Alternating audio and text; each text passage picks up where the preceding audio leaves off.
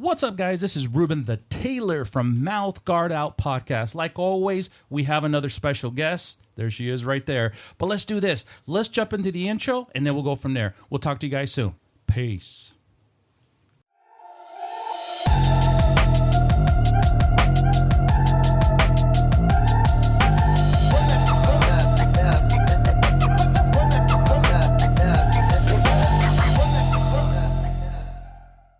Nadine, what's up? Hi. How you doing?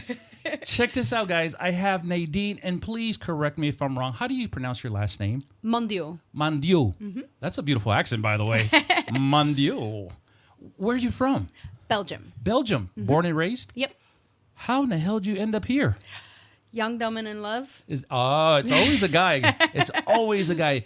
For example, I used to live in Coachella Valley. Okay. In the middle of the desert. You know why I went there? For a girl. For a girl. But how long? Well, let me rephrase that.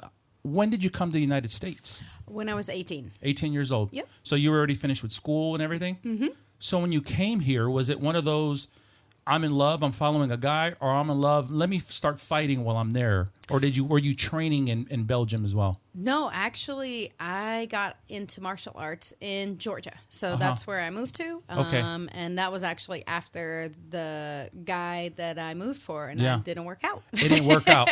That was an expensive ass move. Holy crap. And since then it's work out, how did you find yourself to California? Because Georgia's a long way from California. How'd you find yourself here in Cali where the weather, right? I actually just graduated from Middle Georgia State University. And then also the guy I was dating at the time, he was an engineer. Okay. And so he had options to go to San Diego, and I'd already come out here to visit one of my old coaches. And since it's like the mecca for jiu-jitsu and fighting. And I decided, I want to fight as soon as I have a big girl job. Yeah. We were like, okay, let's do San Diego so I can actually start fighting there. Yes. So you've been fighting since you were 18? No. When? I've been fighting since 2017. Okay, let's do the math. Carry the one plus now. So about what, 13 years? No. So what, that's 8 years? 8 years. Well, it's 17, 18. 20, 8 years. Sorry, guys. Yeah. It's been a long time since I've been in school.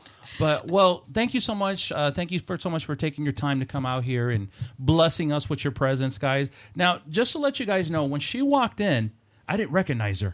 I'm so used to seeing your fights with blue hair, with pink hair, with platinum short hair. But if she walked in, I'm like, can I help you? No, I'm just playing. That didn't happen. But I was expecting her, I guess, your fight genre. I guess your entity. Is that your fight entity?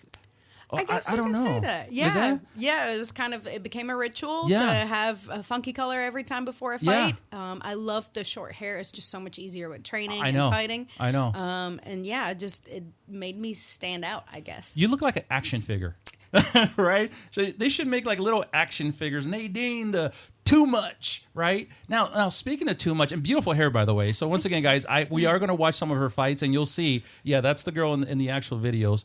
How in the hell did you get too much? I know you can't give yourself your own name, or I think that's bad luck. frowned upon, right? Yeah, absolutely. So that was my first fight. Your first fight? Yep, my first amateur fight. So you didn't go in there with a name? Nope. Okay, so you just went in as Nadine Mandiau. Mandiau. Yep. Okay. So I wanted a name. I don't know if you do a little bit of research. I love wolves. Yes. And I walk out with the wolf coat and everything. I saw that. I was expecting you to bring the fur, right? You should have told me. I would have brought it. I didn't want to sound too intrusive. Hey, can you wear that bikini you had on? And no, I didn't want to do that, especially with my wife here, right?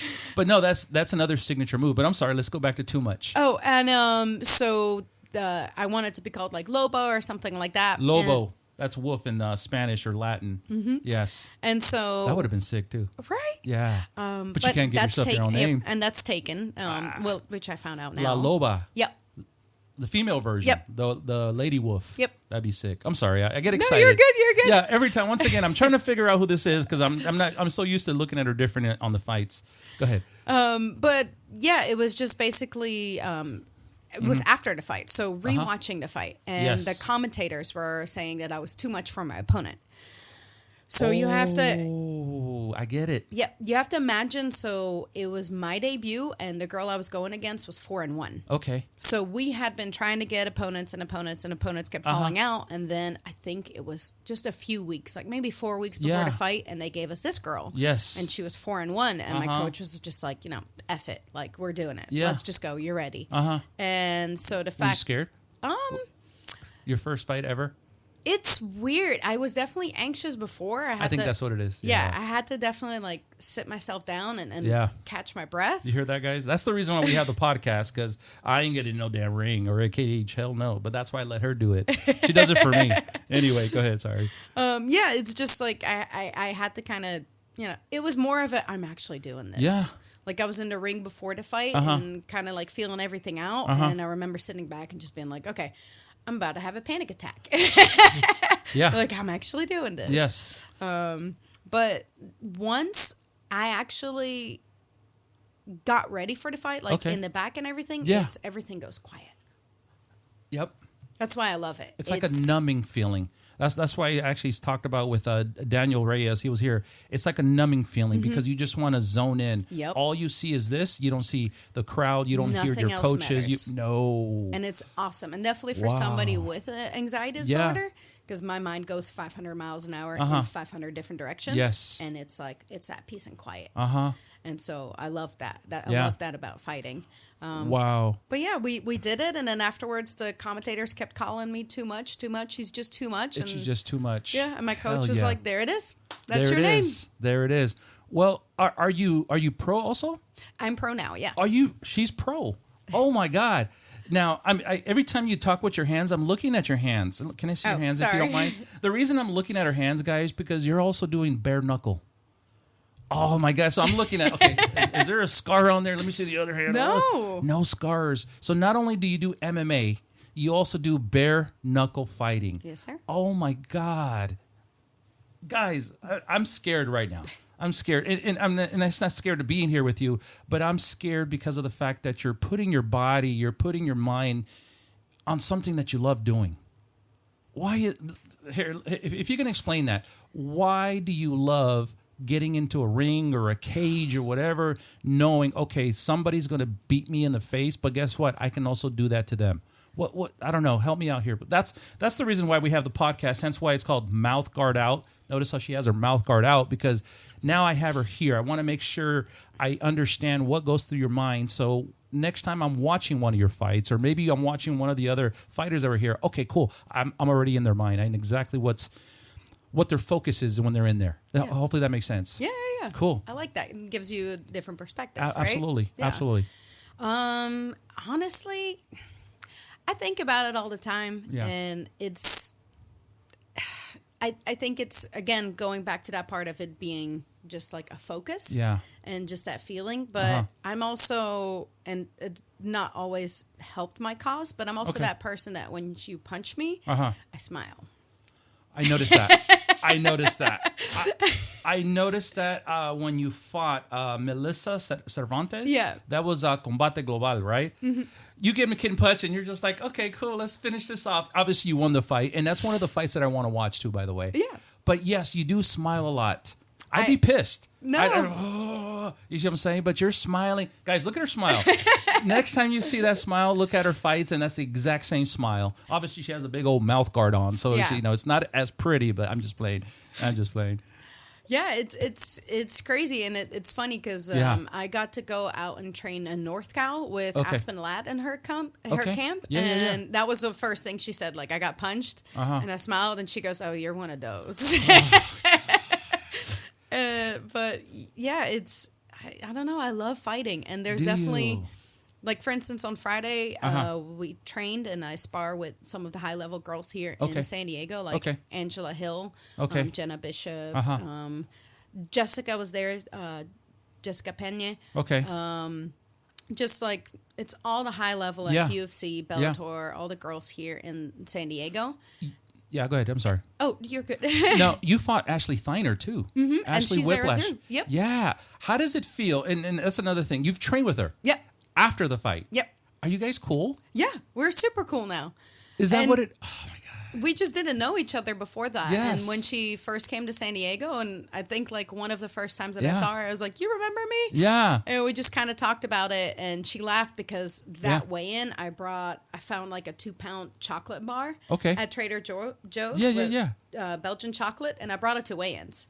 So I weighed in, and I'm like eating my chocolate bar, and she remembered that because she thought, there you go. I was the girl with the chocolate bar. Like, you still have some of that chocolate? Because that looked pretty good.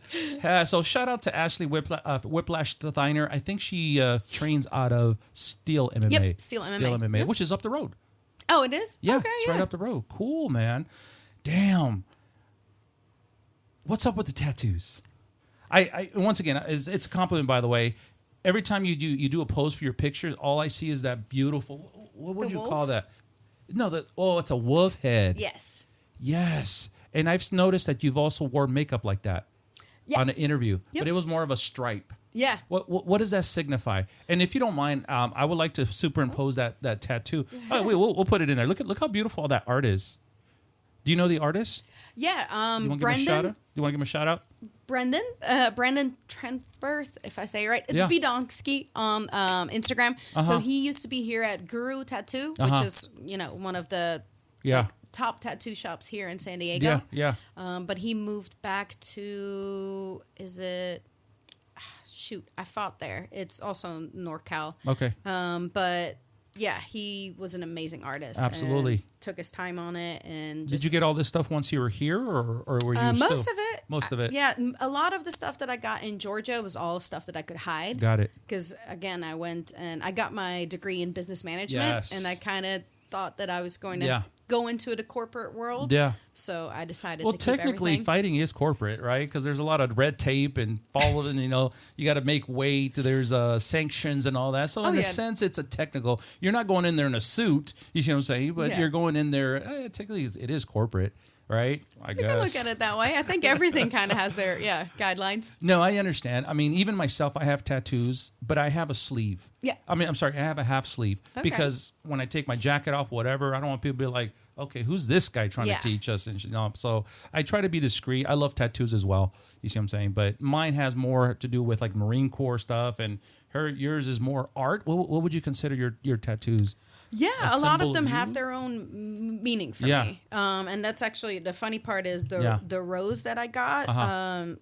The hand tattoo was kind of that, like, I'll probably never go into corporate. I'm doing this. I'm fighting. I'm being serious with this. Yeah. We're biting the bullet, and I get a hand tattoo. Wow. There you go. You ever thought about getting a neck tattoo or anything?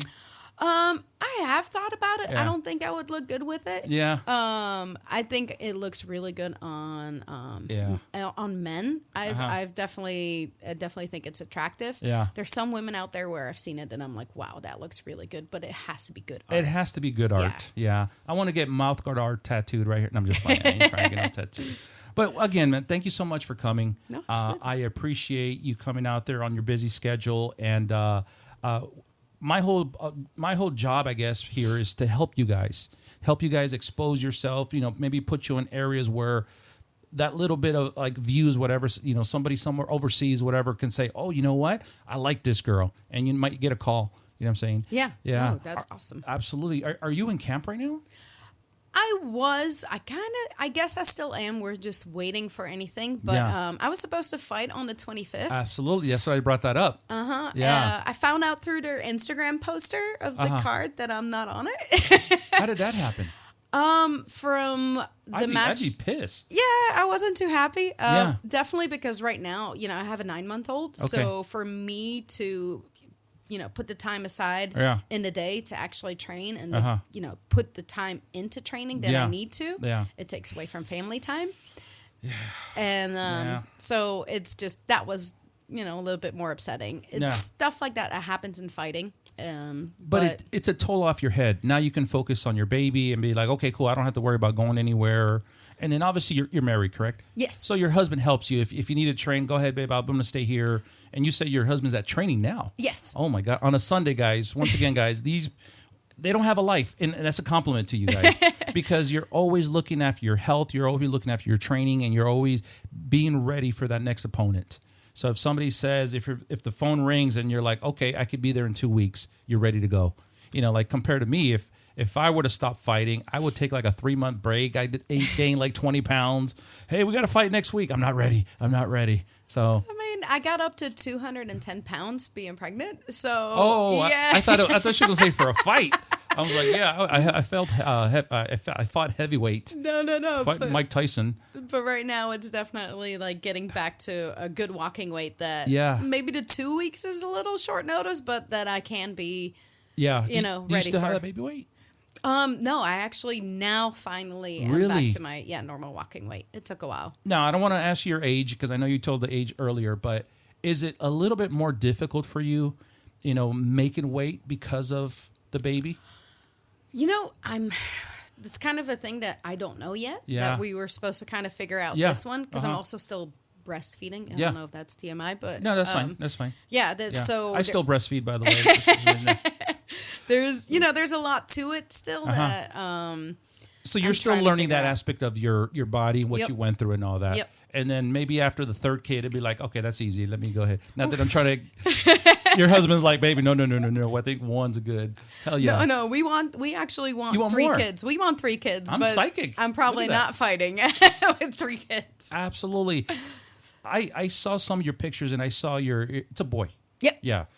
And I thought there was like older pictures, so I thought he was like 3-4 years old. He's and that 9 throws months. off some of my questions that I asked you. What does your son think about you fighting? Well, he's 9 months, so he's just happy to you show up and say, "Mama." He's not speaking yet, is he? No, it's blah, blah, blah. mama. Yeah, it's cool. a lot of the. Hell yeah, man. Well, again, I know I sound like a broken record, but thank you so much. One of the things I noticed about you fought Bellator before. Yeah.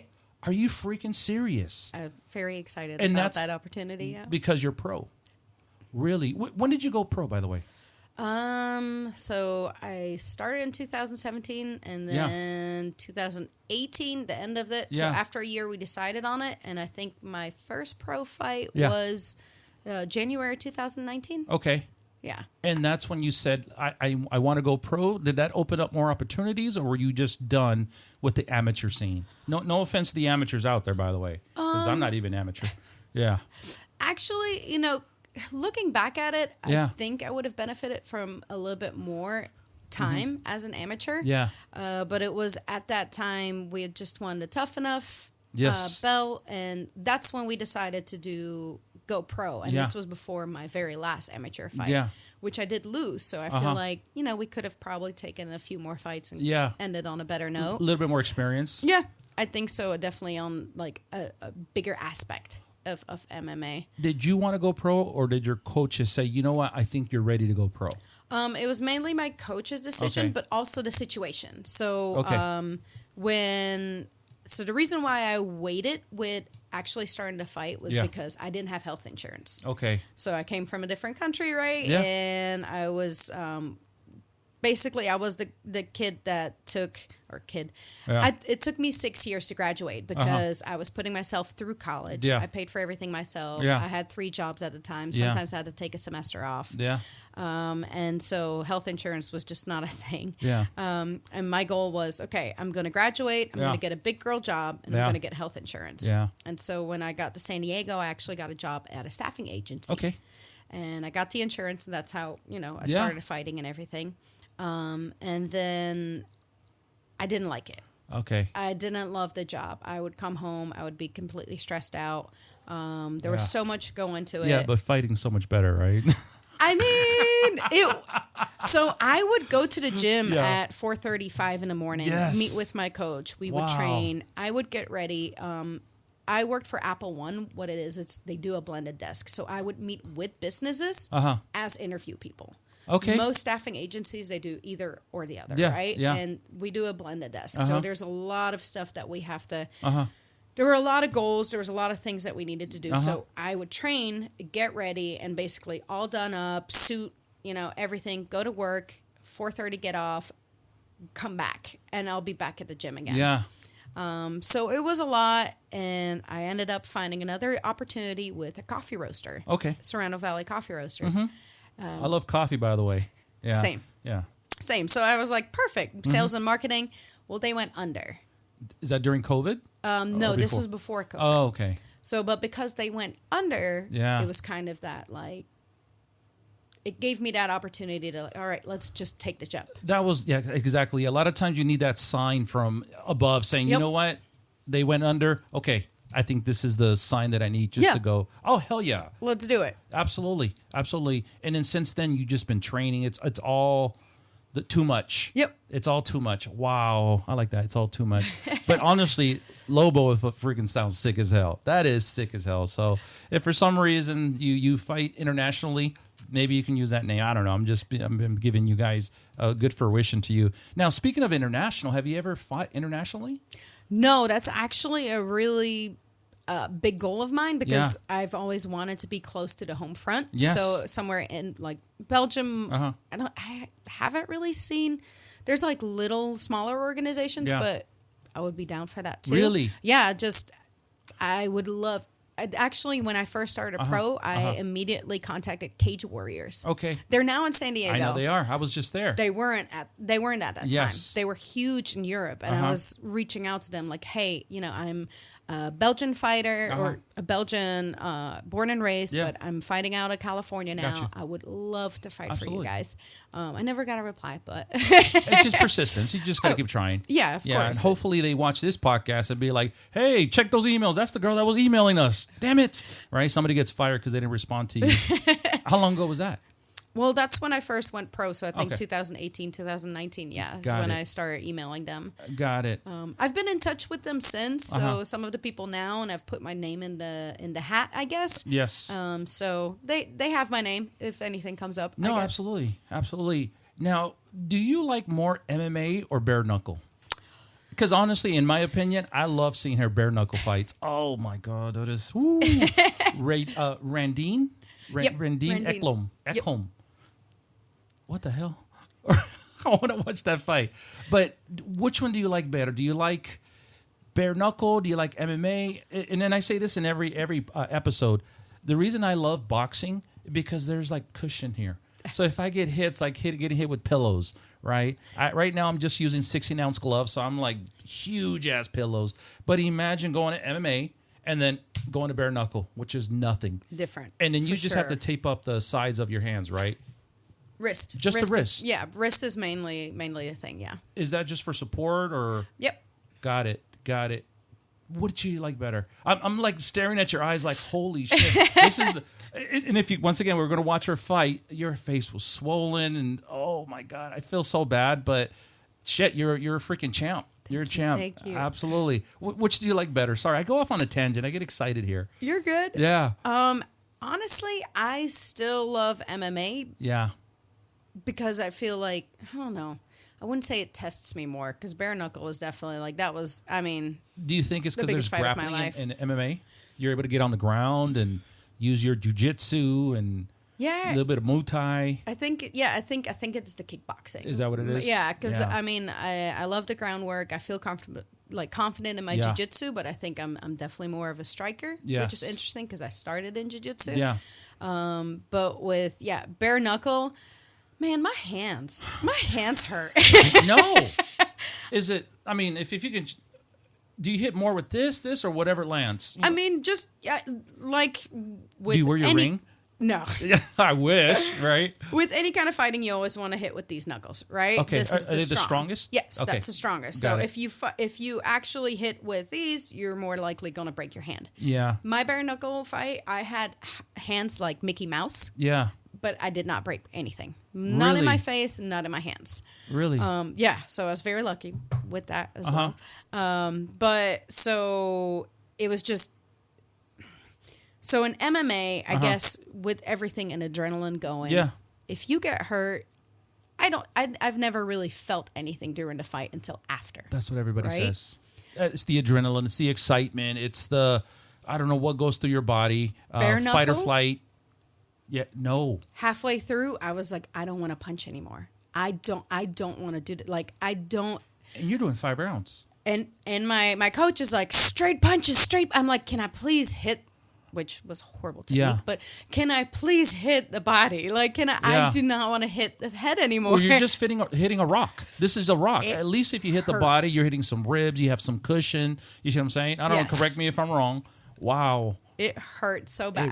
I just remember being like halfway through the fight and being like, this I do not want to punch anymore. I had Daniel Alvarez. He was a bare knuckle fighter. Mm-hmm. He broke his hand the first round. He went 4 rounds. Yeah. He went freaking 4 rounds. Shout out to Daniel Alvarez. He was the way he told me, he wanted his hand to go numb. So by the time 3rd round, his hand was numb and he was ready to. I'm like, bro, what the hell? What's wrong with you? I mean, I guess you got it. You have to. Well, he was fighting for the belt. Yeah. So anything you had to do, and then finally, what's funny, not to bring up the podcast, but the other fighter saw it. He goes, his hand's broke, and they stopped it. Oh. But he went 4 rounds with a broken hand. Oof. Oh my God. Well, God bless you and your body. God bless you in your future fights. But yeah, and once again, I do say this all the time. This is entertainment for us. We see you because we want to cheer you on. Now that I know who she is, next time she has a fight, I would love to be there. But it's entertainment for us. But you're putting your body on the line to become greater or to level up, preferably UFC, or what do you want to do with this? I mean, that was always the goal. With this corporate career, right? Because she's corporate, right? Yeah, no, that was always the goal. You know, like being at a higher level, actually being able to, pay your bills. Yeah. Like, I'm not planning on Conor McGregor money. I mean, nobody makes that kind of money. It's very rare. Exactly. Khabib, Conor McGregor, John Jones. You see what I'm saying? But being able to, take care of my family. Ruben The Tailor, I make that. No, I don't fight. Because in amateur, you're not getting paid. In amateur, you don't. And even as a pro in the beginning, I broke even my first fight. Pennies. Like, basically what I was getting paid and from my sponsors. Okay. Broke even because it was here in California, and California medicals are ridiculous. You have to get an MRI, you have to get an EKG, you have to get vision. Really? You have to get like $1,000 worth of medicals. And again, you're fighting for free, basically. Oh my God! So it's just the persistence. Once you start seeing it, is it worth it? Let's just say, for example, I'm just going to give you an example. You fight next week, which originally you were. And you know what? I'm not going to make any money. Meaning you have to pay this, you have to pay that. Would you still do it? See, that's always a difficult question. Because yes, you do. Like, for instance, this fight that I was supposed to do, I was getting paid less than they actually gave me for my last fight with them, which was I think 3 years ago. Yeah. So it was kind of taken aback by it, but my husband also always says, like, we don't do this for money. I know. Because you're not making a lot of money of it in the beginning. And as long as we break even, as long as we get... You're not in the hole. But a part of me does want to, right? No, a part of me is like, I spent all this time into it. I spent, and definitely again now with the baby, like I put all this time and effort into it. I want to have. I'm frustrated, by the way, just listening to this. I wish there was more opportunity for you guys, but you're still, no offense, you're still in the mailroom. You're not the CEO of the company yet. And eventually that's what you want to do, vice president, CEO, maybe an executive, and then boom, that's when the money where you can live off comes in. Yeah, but you're at the end of the day, you're still putting your body on the line. Which I've had 8 pro MMA fights. So I would think at this point that I would be a little bit higher up. Yeah. But I've also had, I had a manager, then we parted ways. Okay. I don't have the best record. We kind of like... What's your record right now? 2-6. 2-6, okay. 2-6. Pro? Yes. Okay. And, Well, I mean, I guess, letting go of that manager, or did you guys part ways, or was there like an argument, or... No, don't have to say no names or anything. Yeah. No, we just parted ways. That's good. There was definitely some inactivity. Okay. I wasn't feeling. I think there was just a lot of miscommunication too, but we did not end on a bad term. It was just kind of like, hey, like obviously I'm not doing too great. I have a lot of stuff to work on. You're not, you're not making anything off of me. Yeah. You're not really doing anything for me. Wow. I think, it was just kind of like a better thing for him to spend his time on something else. And for me at that moment, because so far all the fights that I had were fights that I found myself. So you really didn't need a manager, in a sense. In a sense, yeah. I think for my combate, he definitely helped out a little bit more with like this, getting some of the stuff done that I needed to get done. Yeah. But he has never found any sponsors for me. Oh, wow. And then for the fights, it was always people that reached out to me, and then I would tell them, hey, this promotion reached out to me. This, like, I would always try to go back through him. Yeah. And then we would have, I would say, not a disagreement, but just kind of, and that's me. That was definitely my fault. Like, that was definitely my downfall. Is I've always been that person, like, I just want to fight. Yeah. And I'll fight anybody. And I think that's also where my record comes from, because I never thought, like, okay, I won't be able to beat, this person will beat me. I never thought about my record that way. I was just always like, we're fighting. I want to fight. I can beat anybody. Yeah. And it's obvious that I wasn't there yet. There were some fights where I was like, okay, that is not okay. There was definitely a fight in Mexico that I will say to this day, my coach will say to this day, people that came and watched was like, you did not lose that. Yeah. You cannot find this fight anywhere. Like, so it's, there's certain things like that, but my skills weren't there yet. And well, that's good for you to notice that, because a lot of times, and this is what I see, no disrespect to all the fighters out there, they're cocky. You see what I'm saying? They won 2 fights. You have to. Oh, you have to. I mean, yes and no. You have to stay humble, but you have to believe in yourself. And no, I mean cocky, humble, because I'd be humble as hell. Yeah. You see what I'm saying? Being, they have 2 fights, and I'm quoting Jeff Peterson here. They have 2 fights. They still have shin guards and they want to go to UFC. No, bro. No. Yeah, that's completely different. But I mean, like, you have to have a belief in yourself. No, yeah, absolutely. For yourself to go in there and do that. And so if there was a fight that he was like, hey, this is a fight that we could have, I'll be like, yes, we're doing it. Okay. And he'd be like, no, that's not the right fight for this time. And I might be like, why not? And and a part of that kind of hit my, myself, like the way that I looked at myself, like, okay, maybe I am not good enough. And I think then when I did start it losing, like, I really lost my own, like, my view of myself. I hear you. Like, I lost my confidence, and I had to gain that back. Oh, shit. So especially goddamn. Sorry for cussing. I get. No, you're good. You're good. That's why I have her here. It's like a soap opera, right? But I lost. Yeah. I'm like a psychiatrist. You know what's funny is earlier you said it took you 6 years to graduate. Yeah. Don't worry, it took me 10 for me.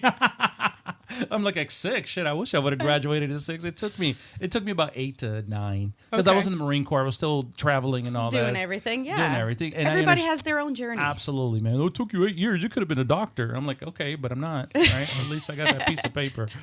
Oh my God. Well, I don't know if I should say sorry about that, but hopefully it's a learning experience to make you stronger, because obviously after that you've had fights. Yes. You see what I'm saying? Yeah. And oh my God. Oh man. Let me ask you this, if you don't mind. How do you know Jeff and Kim Peterson? Jeff, the administrator, Kim, the killer panda, shout out. How do you know that? Everybody knows him. Oh yeah, I know Jeff. It's like everybody knows him. I mean, Jeff has also been in the game for I know he has been a while, and LFA, Bellator, like big promotions. Has his own gym here in San Diego. Yeah. Shout out to Valiant. So I keep interrupting. You're like, dude, shut up. You're asking me questions. I get excited. Right. Because I love Jeff and Kim. They're amazing people, and basically, they were training with my coach at the time, Tony Palafox. Okay. So Jeff would work pads with him, and then when Kim was actually deciding on wanting to go into MMA, so that's how I met them. Yeah. And then when I started going to Valiant during COVID, that's how I got to learn them. So you trained with Valiant too? Yep, I did. Awesome. During COVID. Yep. Yeah. I've been going there for almost 2.5 years. So probably way prior to you. Yeah. Yeah. But hell yeah. It's funny how this community brings people together. 100%. It's a small community. It is very small. And then, I lived here. Oh, no, I used to live there. You know what I'm saying? Just a lot of coincidences in this industry. But that's how you know him. I actually went to Kim's debut. Did you go? Were you there? No, I think I was pregnant. Oh, really? I think I was like... You could have been there. Sorry. You're good. You could have been there all with the big belly. It's like, let me jump in the ring, Karen. Tag me, right? Like in WWF or something. No, again, I was 210 pounds. At the end, I could barely walk. Really? Yeah, it was miserable. I hated being pregnant. If you don't want me getting personal, how big was your baby when he was born? So they induced me a week early because they thought he was going to be a 10-pound baby. A 10-pound baby. Yeah. That's like a turkey, right? A little turkey popped out. Hell yeah. He was only 8 pounds and 6 ounces. Okay. But that was also me being induced early. So yeah. You know what's funny? And since we're talking baby talk, my wife's brother was 13 pounds when he was born. Can you imagine that? No. I guess he still holds the record of being the heaviest or the biggest baby coming out. You imagine that my mother-in-law walking around with a 13-pound baby. Yeah, no. You know, 8 pounds, okay, cool. I mean, I've never experienced, we'll never do that either, but still. Dang. I ended up going natural too, so I cannot imagine that. Oh, my God. No. You know what's funny is people talk about an epidural. Did you do one of those? No, that's why I said I went natural. Oh, that's natural. I'm sorry. Yeah. I know. I want an epidural because my back hurts now, and I'm like, somebody give me an epidural. I'll definitely do it my next one. Yeah? For sure. Yep.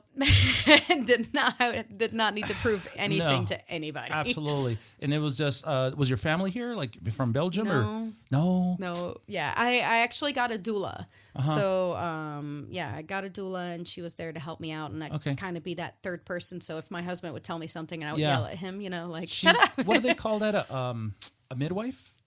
So the midwife works at the hospital. Yeah. And then once again, I don't know none of this, so I don't know MMA and I don't know birth, so yeah, that's why. You're good. This is the MouthGuardOut Podcast. So if you guys are pregnant, come into the show. We'll talk about your birthing experience. I'm just playing. Anyway. You don't want to hear about that one. No, but a doula, so a doula is outside of the hospital. So it's somebody who does that. They do their own, they get their own certificates and stuff like that too, but they can help you with the birthing. Hell yeah. So leading up to it, they'll meet with you and kind of talk to you about, okay, what do you want? Yeah. What is your birthing plan? And then also they're there when you go into labor. Oh, wow. So she was a huge help to me. Yeah. And definitely able to keep me sane. But, yeah. in the sense, I told her I want to do this natural. Yeah. So every time I was like, nope, I'm getting an epidural. She's the one who's like, no, remember what you said. Shit. Remember what you said. And I'm like, right? Yeah. Because I know women go crazy. I mean, so I would never want to go through that pain. Never, ever. No. Like, bare knuckle.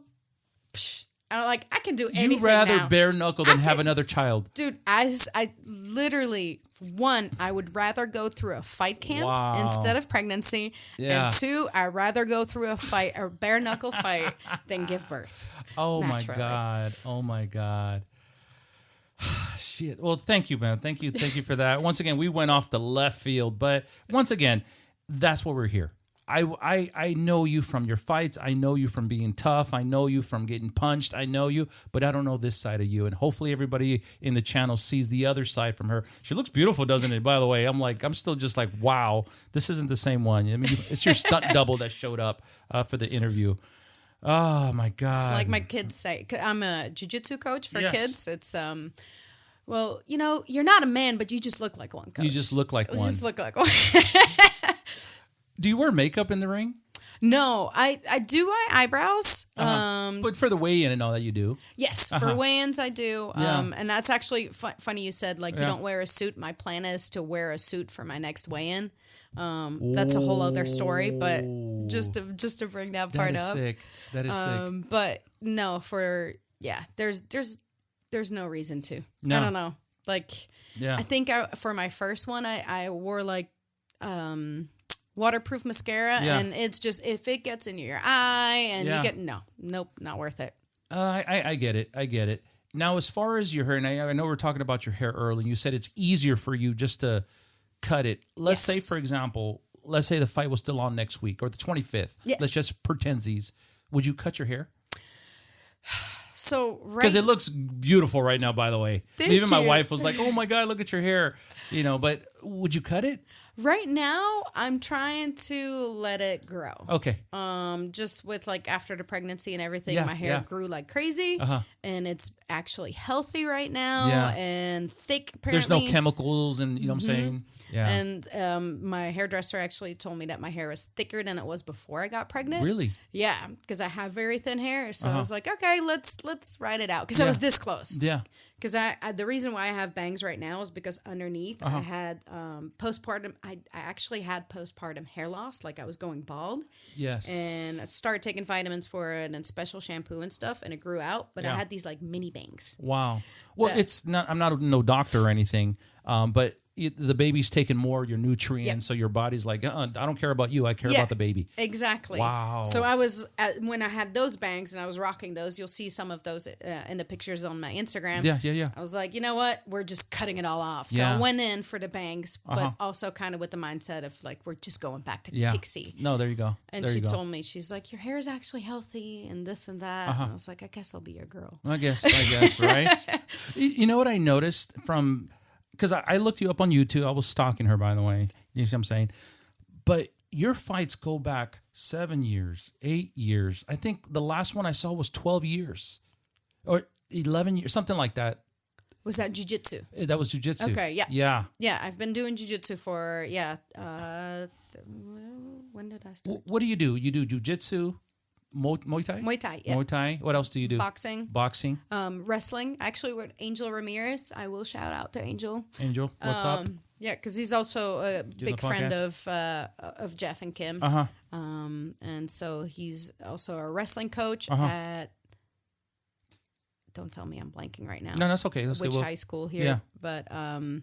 wow. Yeah, he's been a big help in my... my now... journey in MMA. Yeah.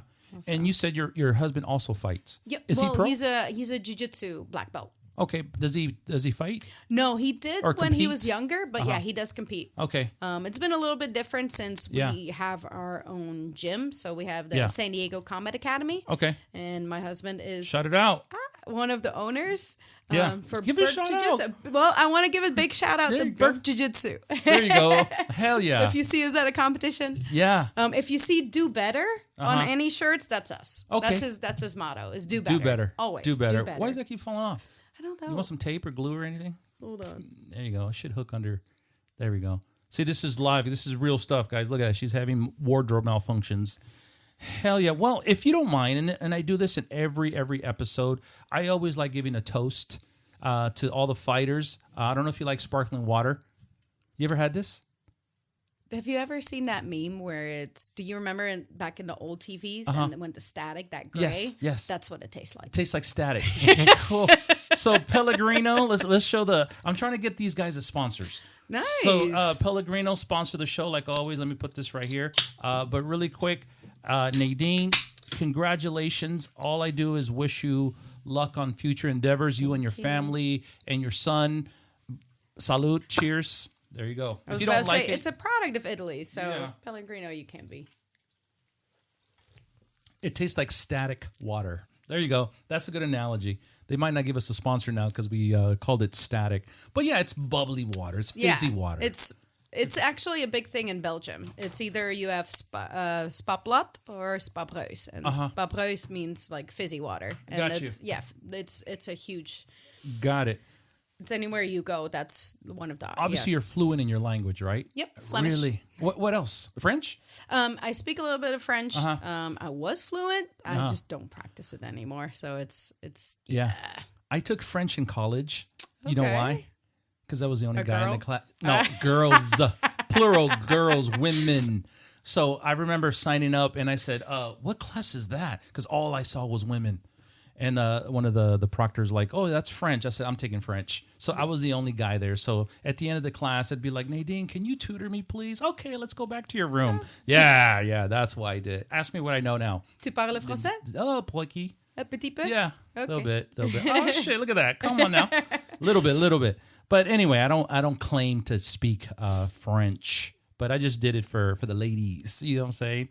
But once again, guys, thank you so much again. If you don't mind, I would love to see one of your fights. Okay. Okay. And like I tell everybody is, I want you to be the commentator to your fight. You see what I'm saying? I know it's kind of weird looking. It's like, oh shit, I remember when I got hit there. But I want you just to say, okay, this is what happened here. This is what's going on here. I want you to speak as a third person. Okay. You see what I'm saying? Like if you know that person, obviously you know it because it's you. But if it's, I know that person right there, this is what's happening. This is what I felt, blah, blah, blah. Because once again, I'm trying to get in your head. I'm trying to see the fight through your eyes. Yeah. Does that make sense? Yeah. Cool. All right. So let me pull this up real quick and then we'll go from there. So this is one of my favorite fights of yours. This is Combate Global. How did you get that gig? Or is it just one of those where they call you and says... Or did you actually fight for them? Because I know you fought Bellator and all that, but how did you get this one? This was my second one. As pro? Yep, as a pro. And I believe it was myself or the coach. I want to get into managing, but I think I need to know more about this industry. You see what I'm saying? I know Jeff is doing low kick. Yeah. You know, maybe I once again, Jeff, if you're hiring, let me know. I want to get more into this industry because I don't just want to talk to you guys. I want to see how the business is ran. Yeah. Because it's a business. You see what I'm saying? Everything is. Promotion, sponsors, the arena, the blah, blah, blah. But I want to know how it runs because, again, I want to help more of the fighters, accomplish more. Mm-hmm. I want to use my talents to see if I can push you just a little bit further and use my communication skills or my sales skills to... I don't know, get you better fights, but it's not happening anytime soon. So don't be calling me saying, I want you to manage me. So that's not going to happen. But really quick, if you don't mind, I want to get into this fight real quick. I am going to be superimposing it here, but this is the one with Melissa Cervantes. Mm-hmm. Thunder Rosa. Thunder Rosa. So Thunder Rose, like the flower, correct? Mm-hmm. Cool. Do you speak Spanish? No. No? Do you understand it? A little bit sometimes, but not, You can walk into a taco shop and say, número dos, por favor. Yeah, right? I can say that. Extra guacamole. Un cerveza. Oh, shit. I know it's actually funny. My little What's sister... cerveza? What you know about cerveza? Oh, shit. My little sister called me out one time. She came to visit me, and we actually went to Arkansas for one of my pro fights for Peak Fighting. Okay. And I said, gracias at the restaurant. She's like, don't do that. I'm like, why not? She's like, that's cultural appropriation. I'm like, what do you, saying thank you? She's like, yeah, that's just like typical white woman. Oh my God. Looking down at the Mexicans. No. Right? No, that's probably what she felt. No, wow. Yeah. She just felt like I was that like, gracias. Gracias. Mucho thank you por la comida. But I told her, I'm like, okay, well, how do you feel when somebody puts in the effort and says dank u wel, which is for us, right? Or somebody says something in Flemish. She's like, I like it because that means they're putting in an effort. Hello. I'm no offense to your sister, but that is what it is. Yeah, that is what it is. Awesome. She's Gen Z or just whatever. How old is she? She's 19. She's more than Gen Z. She's what's the next one? Gen X. I don't know, but I'm Gen X. Oh really? Yeah, that's how old I am. Yeah. So Gen Z. Oh my God! I don't know. I'm a millennial. That's all I know. That's my wife. Yeah, you're probably my wife's age. Yeah. Yeah. Actually, you are, but yeah. Once again, I don't want to say the age. Respect the ladies. Respect the ladies. So, if you don't mind, I want to see this fight real quick. Melissa Cervantes. What was this fight at? Morongo, I think it was, right here in California. No, San Antonio. I remember it was it's right there. Yeah, it was beautiful because I loved fighting for Combate. They really took care of us. The hotel that they put me in was right there on that river. They had me actually. Oh, that's how close you are from there. Oh, is it an arena or is it a casino? What is it? It was a stadium because I remember. Yeah, because I remember it being like halfway block. I'm familiar with San Antonio, so that's why when you said the river, I'm like, you're like right that's there. Where the hotel was. Okay, got it. That's where they put me, but I loved fighting for them. They took a really good care of us. And now, why does it say 116 pounds there? Holy crap! You did a big ass weight cut. I used to fight at 115. I did that. Well, as amateur, I fought at 120, at 125, then 135 because I couldn't get any other fights. Okay.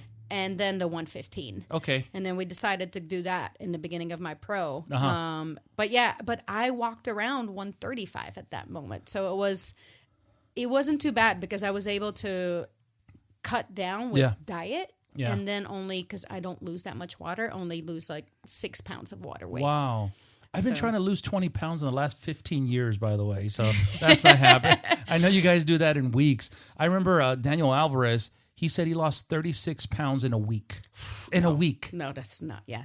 Oh, my Weight cutting dude. is not healthy. No, it's not. It's not. But at the end of the day, you got to do what you got to do.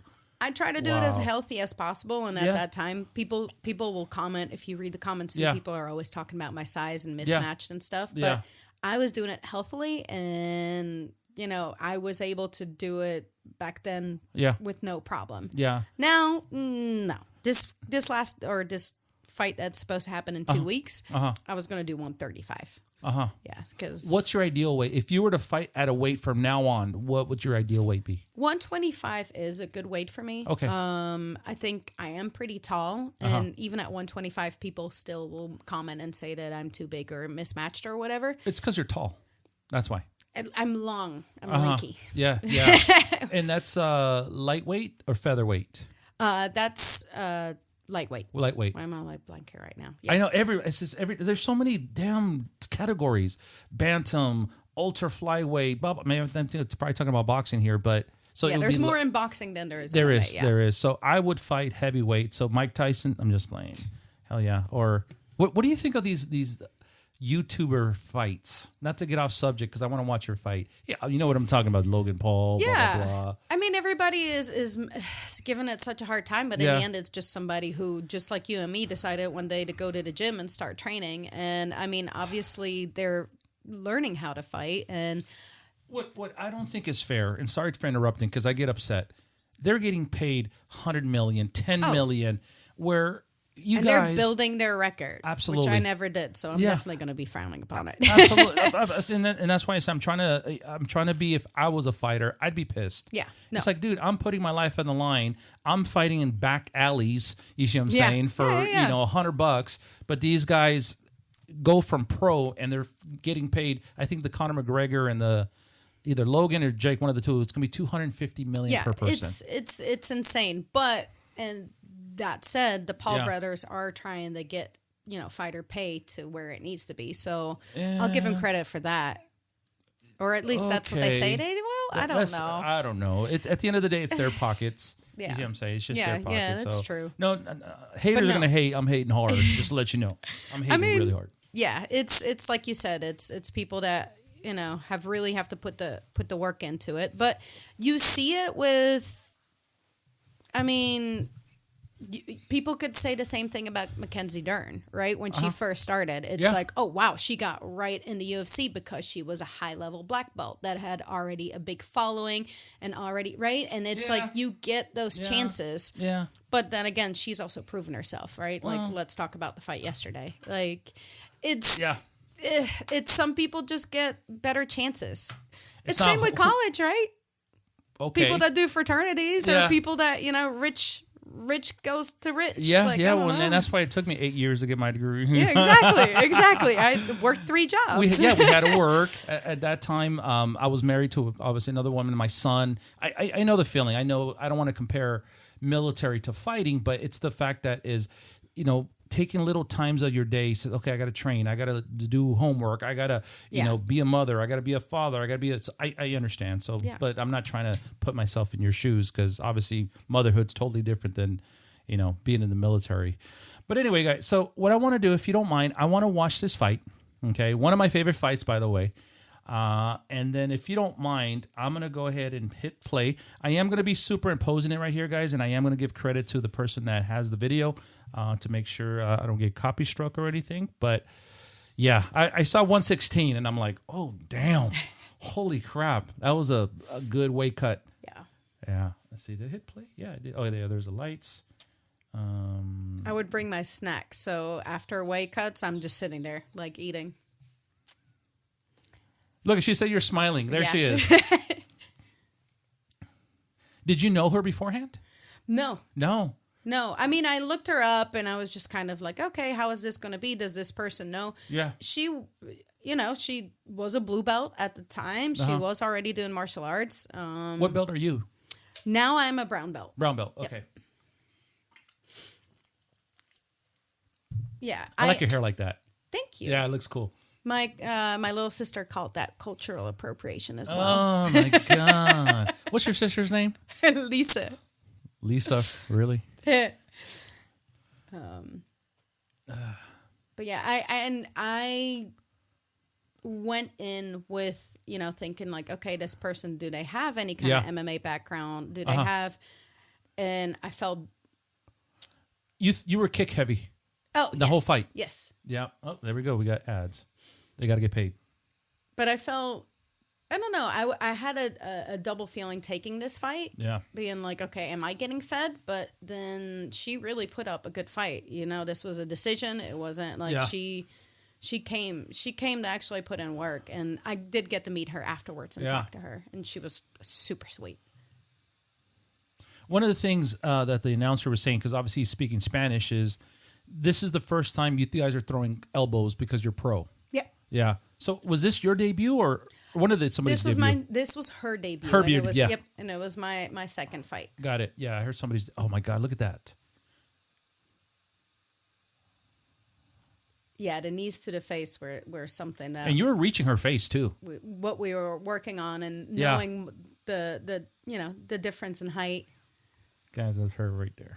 You guys see that? Wow. The mismatch, according to everybody on the internet. Well, it is an optical illusion because of the camera. You see them, they're looking down, so you look like you're 7 feet tall, and she looks like she's 5'2". I mean, there was a difference, there was a 3-inch difference, but in the end, we both had to make the weight. Yeah, as long as you make the weight. Yeah, we both had to step on the scale, and we both had to. And you know what? I didn't pay attention. Is your reach longer than hers? Yes. Was it? Okay. Yeah, I have pretty long arms. Pretty long reach, yeah. They called it a tortilla. So when you flip the tortilla, so you tortilla'd her. I don't know if that's an actual MMA term, the tortilla. That's the first time I've heard that. That's awesome. I'm gonna remember. Yeah. So you just did a tortilla on her with a little bit of cheese and beans, right? Oh my God! Stop kicking! Holy crap! When did you find out? She's a strong opponent, or I got this. Did you know at that time you were like, okay, she's not doing this. I know I got this, or you're like, oh shit, she's doing a good job. I got to be a little bit more strategic. That makes sense. All right, round one. I think in the beginning though, like when we started going at it, and just kind of like, okay, she's not. After you throw the first couple of punches, and you see a person react to them. Okay. And see right now too, like her, she's picking, she's going in, she's circling. It wasn't like, okay, this person doesn't know what they're doing. What you just went like, hey, what the hell? Why'd you do that? I don't know. Go back. Okay. Here, Sorry. That's all. It's all good. It's all good. I think it was more of a, why do you keep running away? I think that was my biggest frustration that fight was her. Yes. I've seen that a lot. It's like they know how to use the cage. Yeah. I don't know if she's buying time or running down the clock. Yeah, she knew I had the reach advantage, right? Yeah. And so I think that was, my biggest frustration this fight was just trying to get in on her. You opened her up on the third round, right? Yep. Elbows. Yeah. Elbows in the mount. Wow. Which that was also a funny... Yeah, you do look tall as hell. So I'm going to comment, hey, that's a mismatch fight. Yeah. That's going to be, so don't feel bad. Just put the nutsack comment in there as well. I heard that. You told me about that. Damn.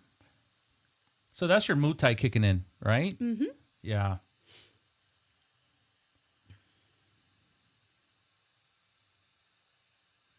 Belgica, I guess that means Belgium in Spanish.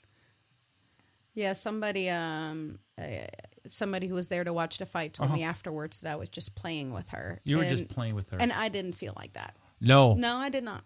I thought that was kind of like an unwarranted thing for him to say. He's like, you could have finished the fight in the beginning. And maybe it was just also me, like being pretty new to this only being my second fight and not being confident in myself as much, Well, you want more cage time too. Yeah. Yeah, I mean, even if you could have and knocked her out the first or submitted her the first round, you need a little bit more experience because you need to see how these fighters are. But I felt like that didn't do her justice either when he was saying that because, like I said, like she really came there to fight. Yeah. And No. She's a little scrappy, you know, even though she's shorter. There's that boom. Mandiau in Spanish.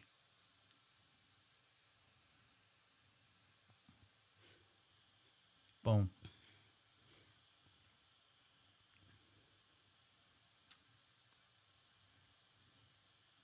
Yeah, that's sick. Your hair looks sick. It looks like little ropes, right?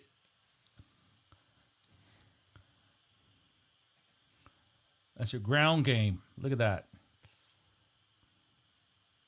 How do you like throwing elbows now since you went pro? I do love it. Do you for real? I do love it. I feel like one of the things is in training, you don't always feel as comfortable of doing them, even though you're wearing elbow pads. Yeah. But I did cut her in the second round. Was it second? Yeah. Well, she starts squirting here. Yeah. I think you get up against the cage and you can just see. It was actually because it was all over my legs, and one of the guys in the back was like, "Yeah, that doesn't. You know what that looks like?" I'm like, "You don't have to tell me." Yeah. You nasty, bro. Don't take it like that. No, I know exactly, but nice feint. Boom, that long ass leg. God damn. Yeah. Now, do you know if you're winning the fight? Do you know, like, I won this fight, or right now you're just like, okay? No, I think with this one, I definitely felt like, okay, we're ahead of it. Okay. Like, and also once she did start bleeding, that's a thing too. Once a person starts bleeding, you're just kind of like, okay. Yeah. Like you see the blood and you're like, oh yeah, we got this. I don't know if that's discouraging to where like, oh shit, that's my blood. Fuck. Or it's like Bruce Lee where he licks it. Yeah. He gets more excited when he starts to bleed. Yep, that's it. See? Yeah. Oh my God. And it's all over your skin. Do you know where she was from? I think she was from Texas. Texas? Okay.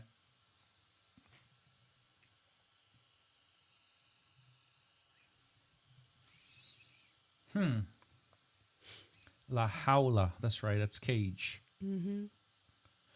Dude, your hair looks so freaking sick like that.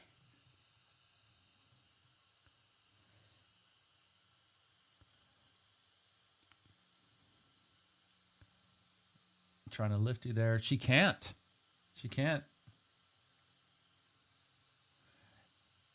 No, I know you do bare knuckle, but have you ever bled like that too? The bare knuckle fight I did. Did you? Look, why are you smiling, dude? She was like, okay, cool. I love it. Hey, what's going on? Hey, do you want to get tacos after this? Like I was saying, like on Saturday before sparring, I was like, man, why do I do this to myself? Yeah. And then I spar, and then afterwards I'm like, I love this. Now you know why. This is why. Yeah. Yep. Good job. Does it feel weird looking at yourself? It does. Other than reading the comments? It does. Yeah. It's weird that I can Google myself. I'm not going to lie. Yeah. It's really weird. That's awesome.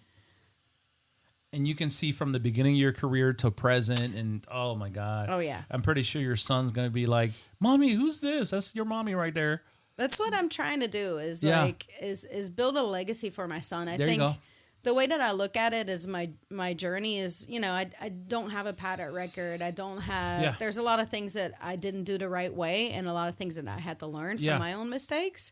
But if this is a road that he wants to, go on, once he gets older, I can be like, hey, we can build our legacy off of this. My husband is a great black belt. He's got his black belt from Dean Lister and Jocko Willink. Uh-huh. And so... You guys hugged yourselves. Oh, cool. Good game. Yeah, you kind of do. Wow. I don't know if I could do that. I'd be... Hugging after? Well, I mean, I hold grudges. You see what I'm saying? Look at that. It's like you guys like, okay, you guys want to get some wine after this? I don't know. Your hair looks sick as hell like that. That is sick. And obviously you won that one. Hell yeah. Well, she has a Mexican flag, unless that's Yeah. That's that was the... That's the Belgian flag? Yeah, my husband is holding the Belgian flag. Where's your husband at? It was in there. Well, that's her team. Yeah, that's her team, camp. yeah. Look at that smile.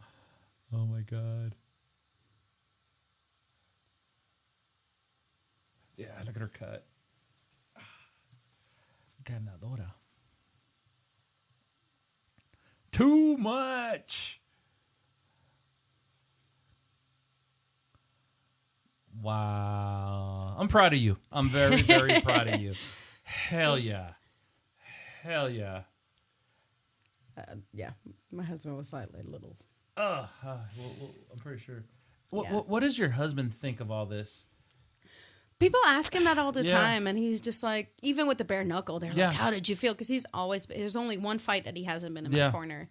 And people are always asking us, like, how do you feel? And he's like, I don't know, he's very like, on everything. Whatever she wants to do, let her. Yeah, it's work. You know, it's what we love to do. It's what we're going to do. As long as she comes home to me, I don't care what she does, right? Hell yeah. How long you been married?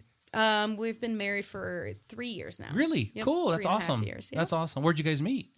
Actually, here in San Diego. Really? Yep, at the gym that we were at that time. Oh, that's right. He was fraternizing with the students, right? Hey, you want to go get some coffee? Let's get married, right?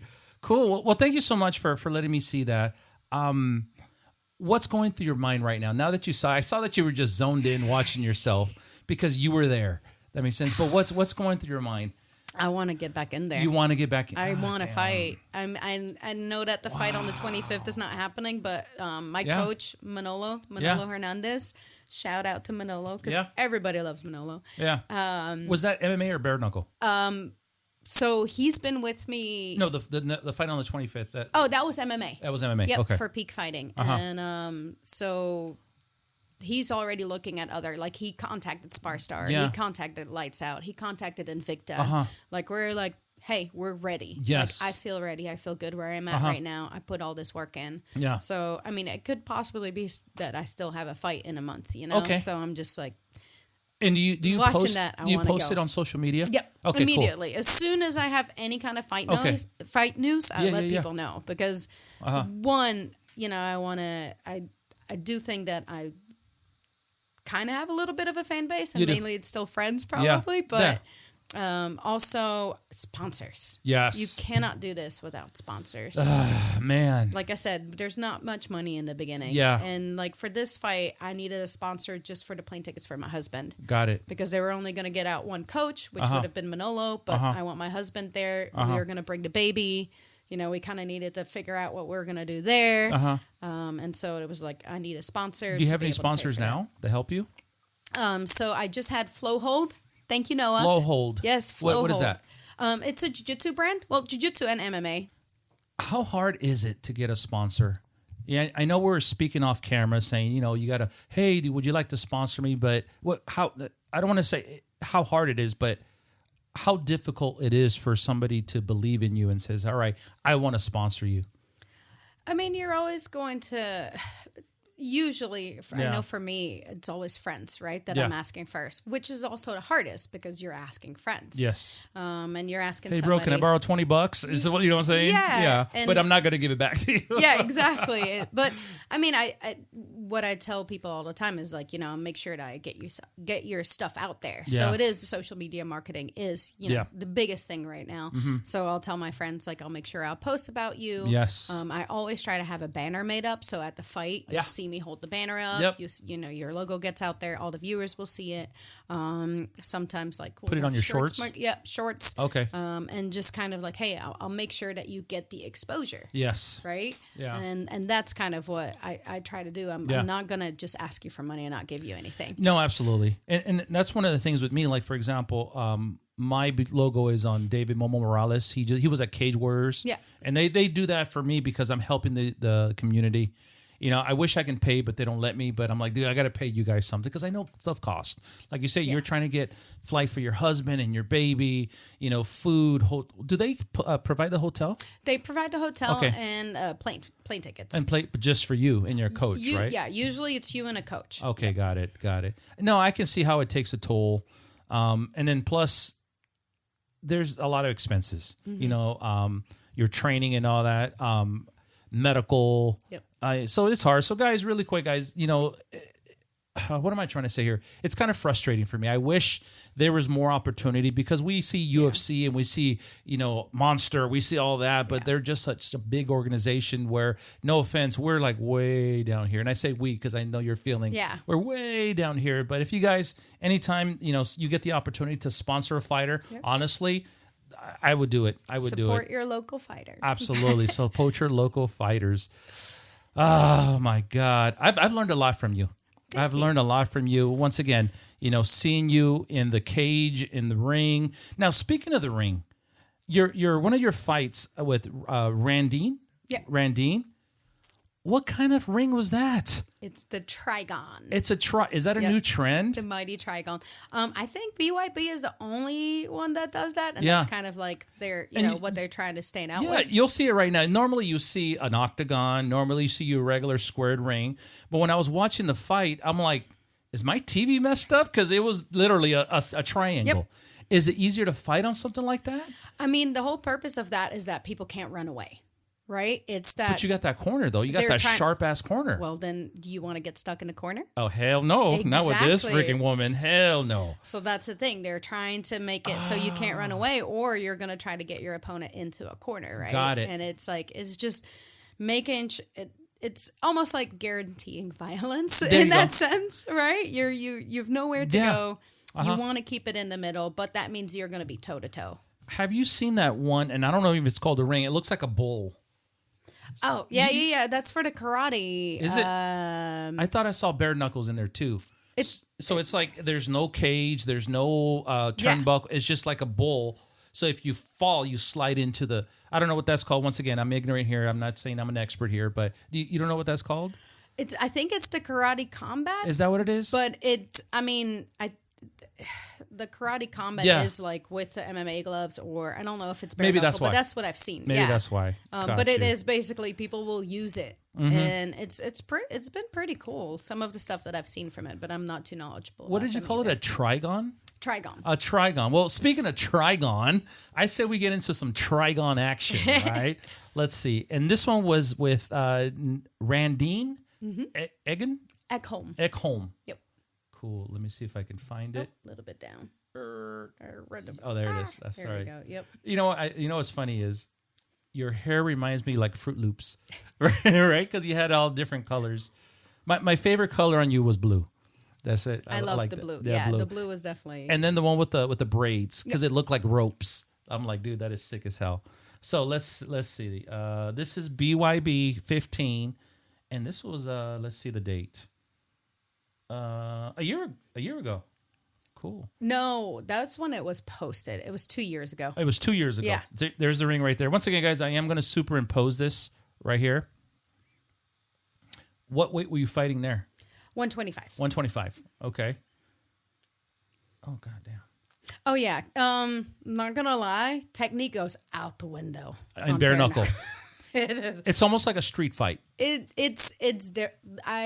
When I got hit, I was like, oh. And I actually ended up losing a chunk of my inner lip. The meat. Like a chunk. And that's when you see the MouthGuard? And that's when you see, because it's the bottom teeth. Oh, no shit. Hello. And when you see me bleeding in after the first round, look at that, I'm feeling mine. And that's all I could start. It was weird. I was like, I was focusing on it. I felt it because it was just like a flab of meat still. It was it's funny. You stick your tongue in there too, right? You're like, that's the hell's going on. Because I was like, oh, this sucks. Yeah. Like, I do not like this. This Trigon looks smaller too. It is really small. Okay. It is surprisingly. I mean, they laughed when I said that. I was like, it's not as small as I thought it was.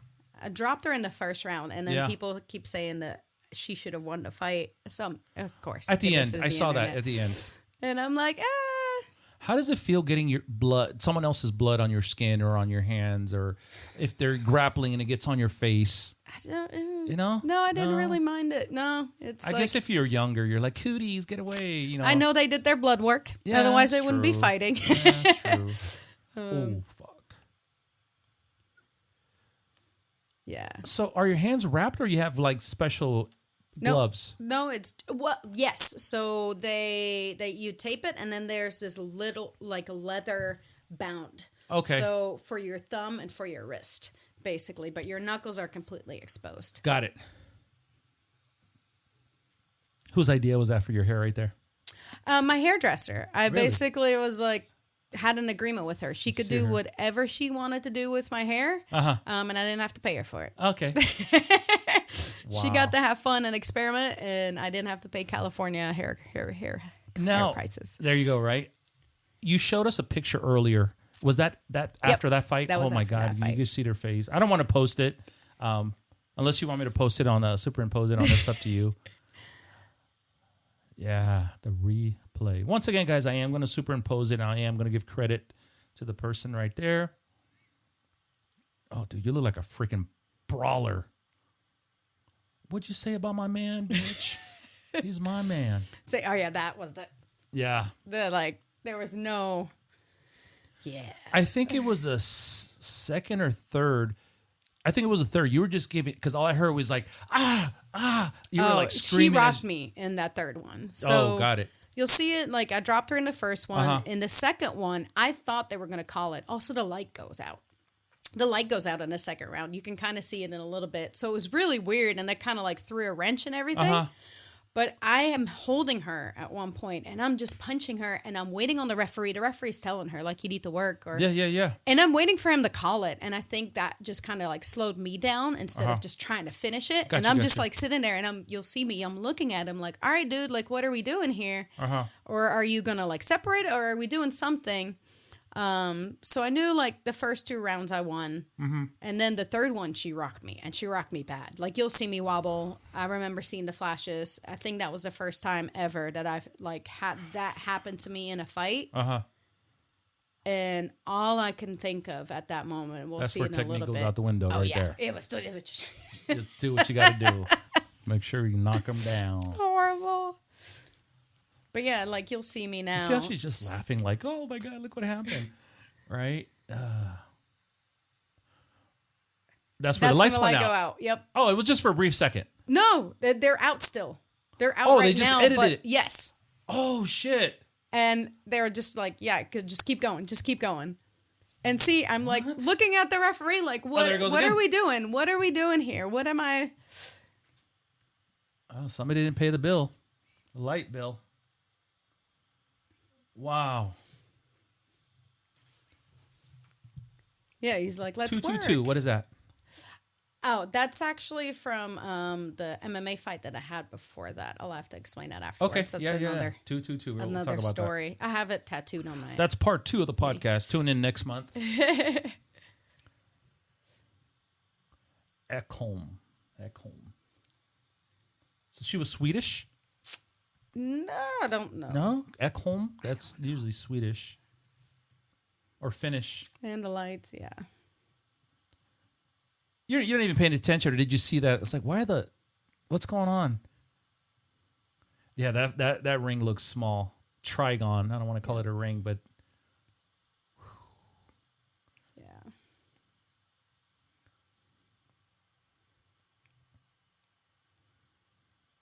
Was your husband there? Yep. Okay. Maybe I can see him. Ooh, it's just dripping. Yeah, I got lucky too. I didn't get any cuts, nothing on that fight. But you were swollen. For the one in here. Oh yeah. Yeah, you were swollen. Which one's and your husband? Nose. I think he's behind me. Okay. Yeah, he's got. You see the hair, and he's putting the ice on my neck right now. Does it really hurt? I mean, does that really work? Cool you down. Yeah. Cool you down. Because I know that sometimes they put it on your chest too. Yeah. It's just like wherever you're gonna be. All right,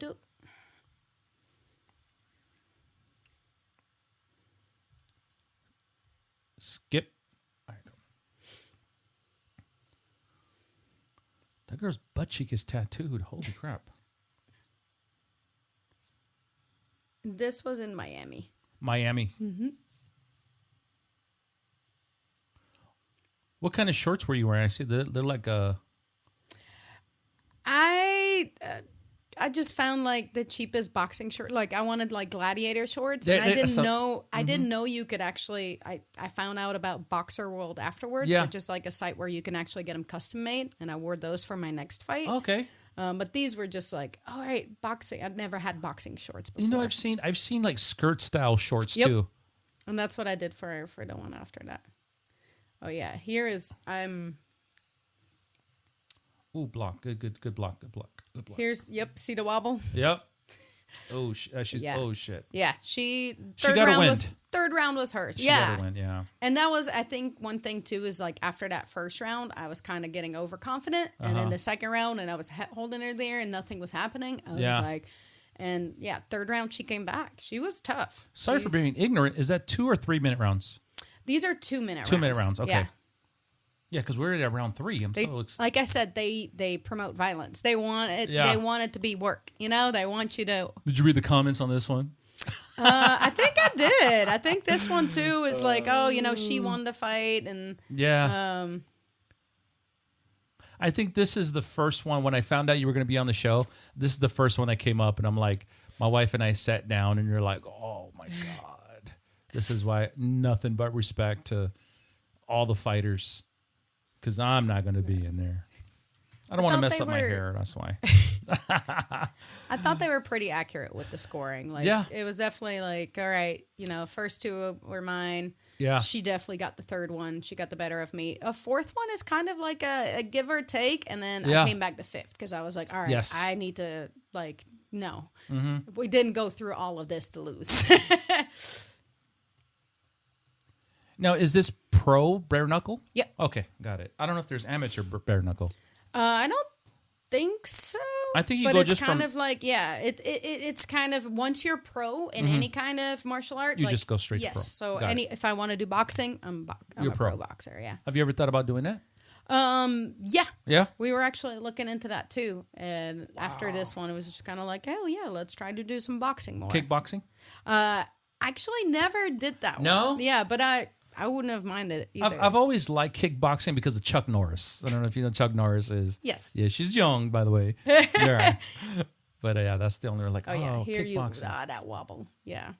Yeah, right there, yep. Yeah. Is this the one where you said, you know what? I want to be done because your hands were hurting? Yes. That's the one. So I think this one was just, it was also like, I was like, man, I usually don't feel the pain during a fight. I'm feeling it during the fight. I wonder what happened there. Your nose wasn't broke, was it? No. I got x-rays afterwards. Just swollen. Yep. But yeah, you got popped in the nose, and then that's the thing. You don't want to blow your nose after you get hit in the nose. You said that, because then it goes to your eyes. That's why my eyes were. Oh, fuck, I just hurt. Oh, my God. That just hurt me. Oh, my God. That's a good description. Hell yeah. Hold on. You're good.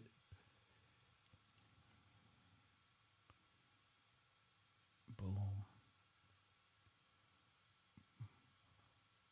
Number 4. Man, these rounds go by fast. Mm-hmm. Oh, shit. You said she knocked you down. I remember that. No, she knocked me and I wobbled. Yeah, that was the third round. Got it. Yeah, because I remember I was like, no, she didn't knock you down.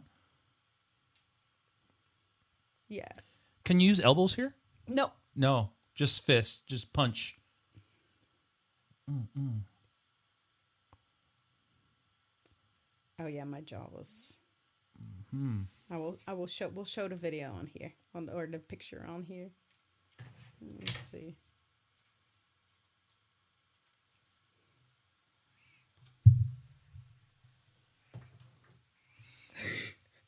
Oh my God! Here, I'll get closer.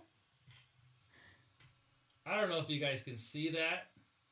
Oh my God! I gotta stare at that. Sorry, because you can see if I look a little bit back, if I scroll a little bit back, how it was right after, and then once I went into the shower and blew my nose, which don't do that. Oh my God! Really? How long does that take to go down? It actually didn't take that long, but then I had a lot of the Mexican moms at the gym. You know, they told me about Arnica. Yes, and Arnica. They got me that. One of my friends got me like a literal face ice mask that she shipped to me. Wow. About a week? 3 weeks. Oh, shit. Oh, yeah. I'll show you the said not that fast. I'm thinking, overnight. But yeah, every Mexican mom, the arnica, my mom's like, drink arnica tea, but put arnica leaves on there. That's, oh, shit, really? Do you go in public? Oh, yeah. Well, we had to go on the airport the next day. I'll show you that picture, too. God. That was a funny story.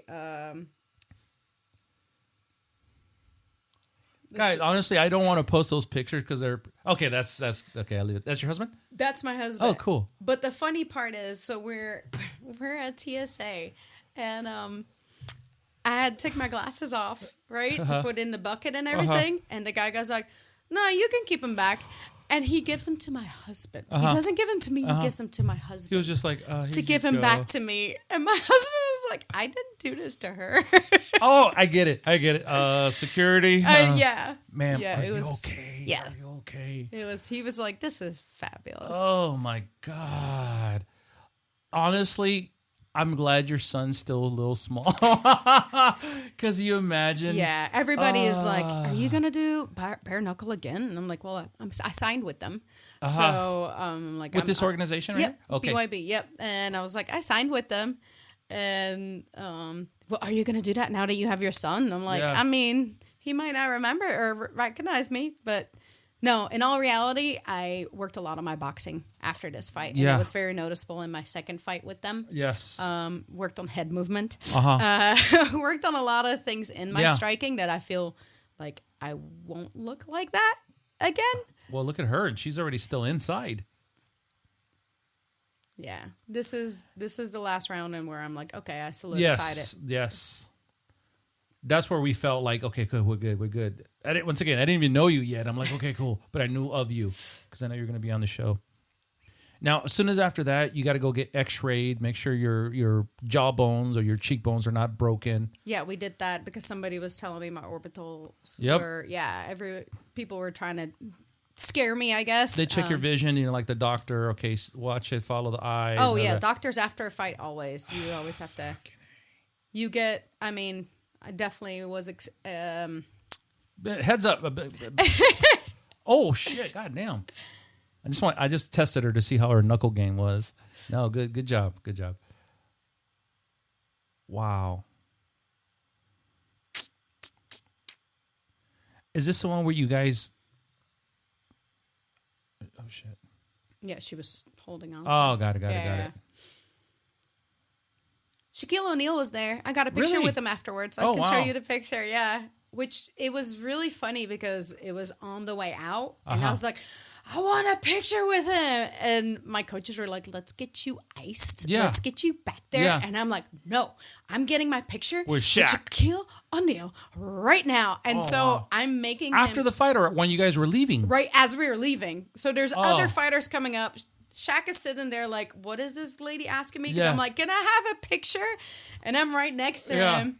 And everybody's like, you couldn't have waited until after? Well, he couldn't have been there. He probably would have left. Well, no, because he was still there afterwards. But I was just kind of like, I don't know if I'm going to want to come out afterwards. Yeah. We're going to go get iced. I want to go home. I'm hungry. Oh, and then plus your adrenaline's still going. Yeah. Yeah. Once that adrenaline goes down, you're like, I was ready for Cuban food. I love Cuban food. Yes, I love Cuban food. There it is. And so I was like, let's...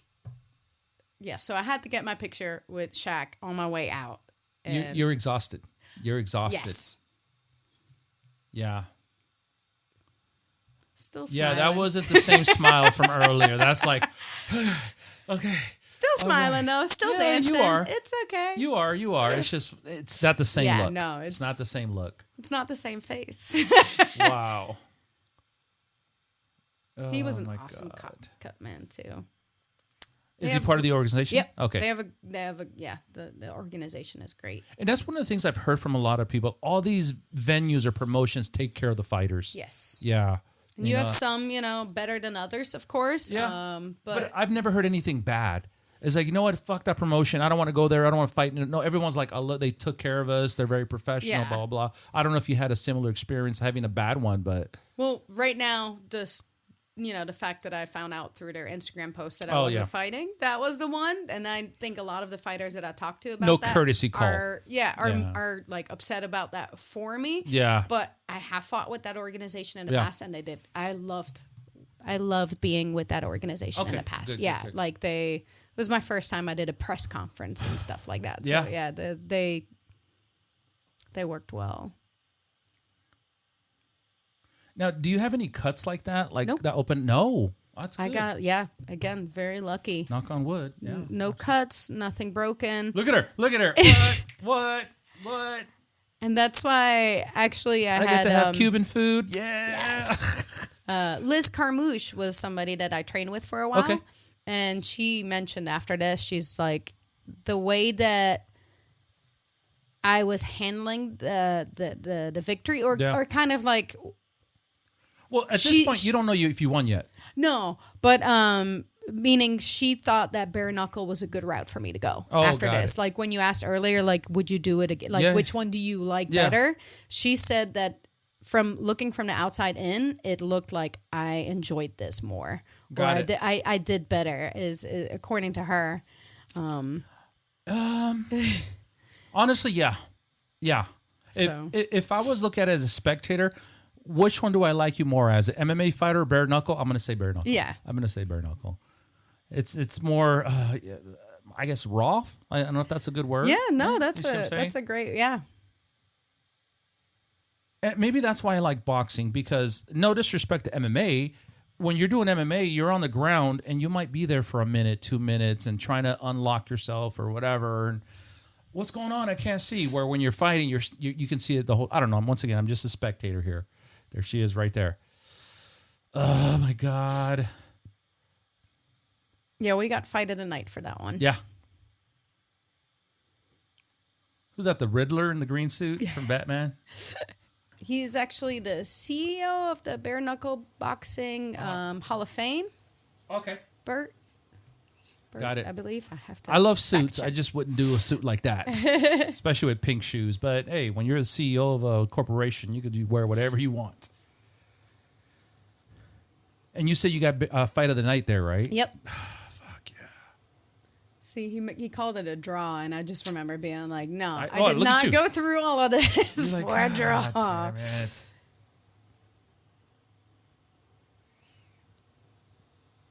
Oh, my God. Look at your face. Shit. And is that a medal or? Yeah. Is that like equivalent to a belt?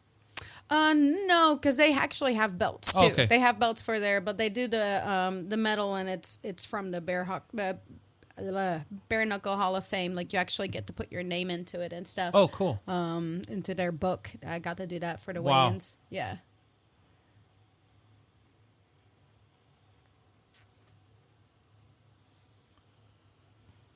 Randine.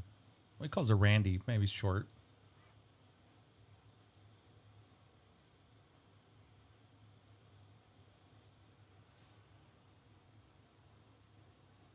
Really, bro? Really? Did they interview? Yes. Okay. I'll give her the respect by playing it.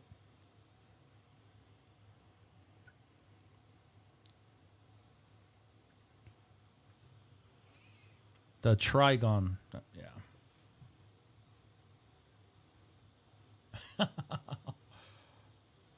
Wow. How do you feel seeing her cuts and say, I did that? That's actually, you mentioned the 222 earlier. Yeah. That's from 222. another fight. Uh-huh. That's, Hold on, my favorite fighter's on. Stop talking.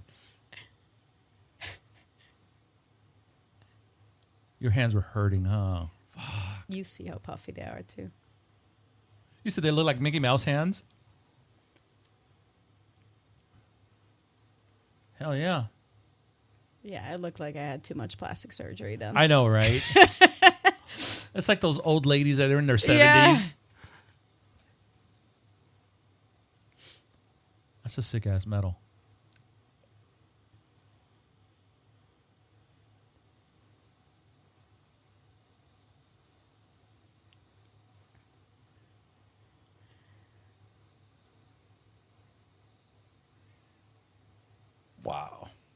Yeah, my face is...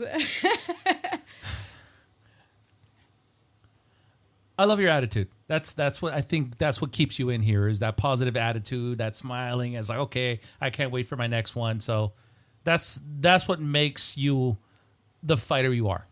You know, look at that. Hell yeah. Yeah. So the 222, I have it on my knee.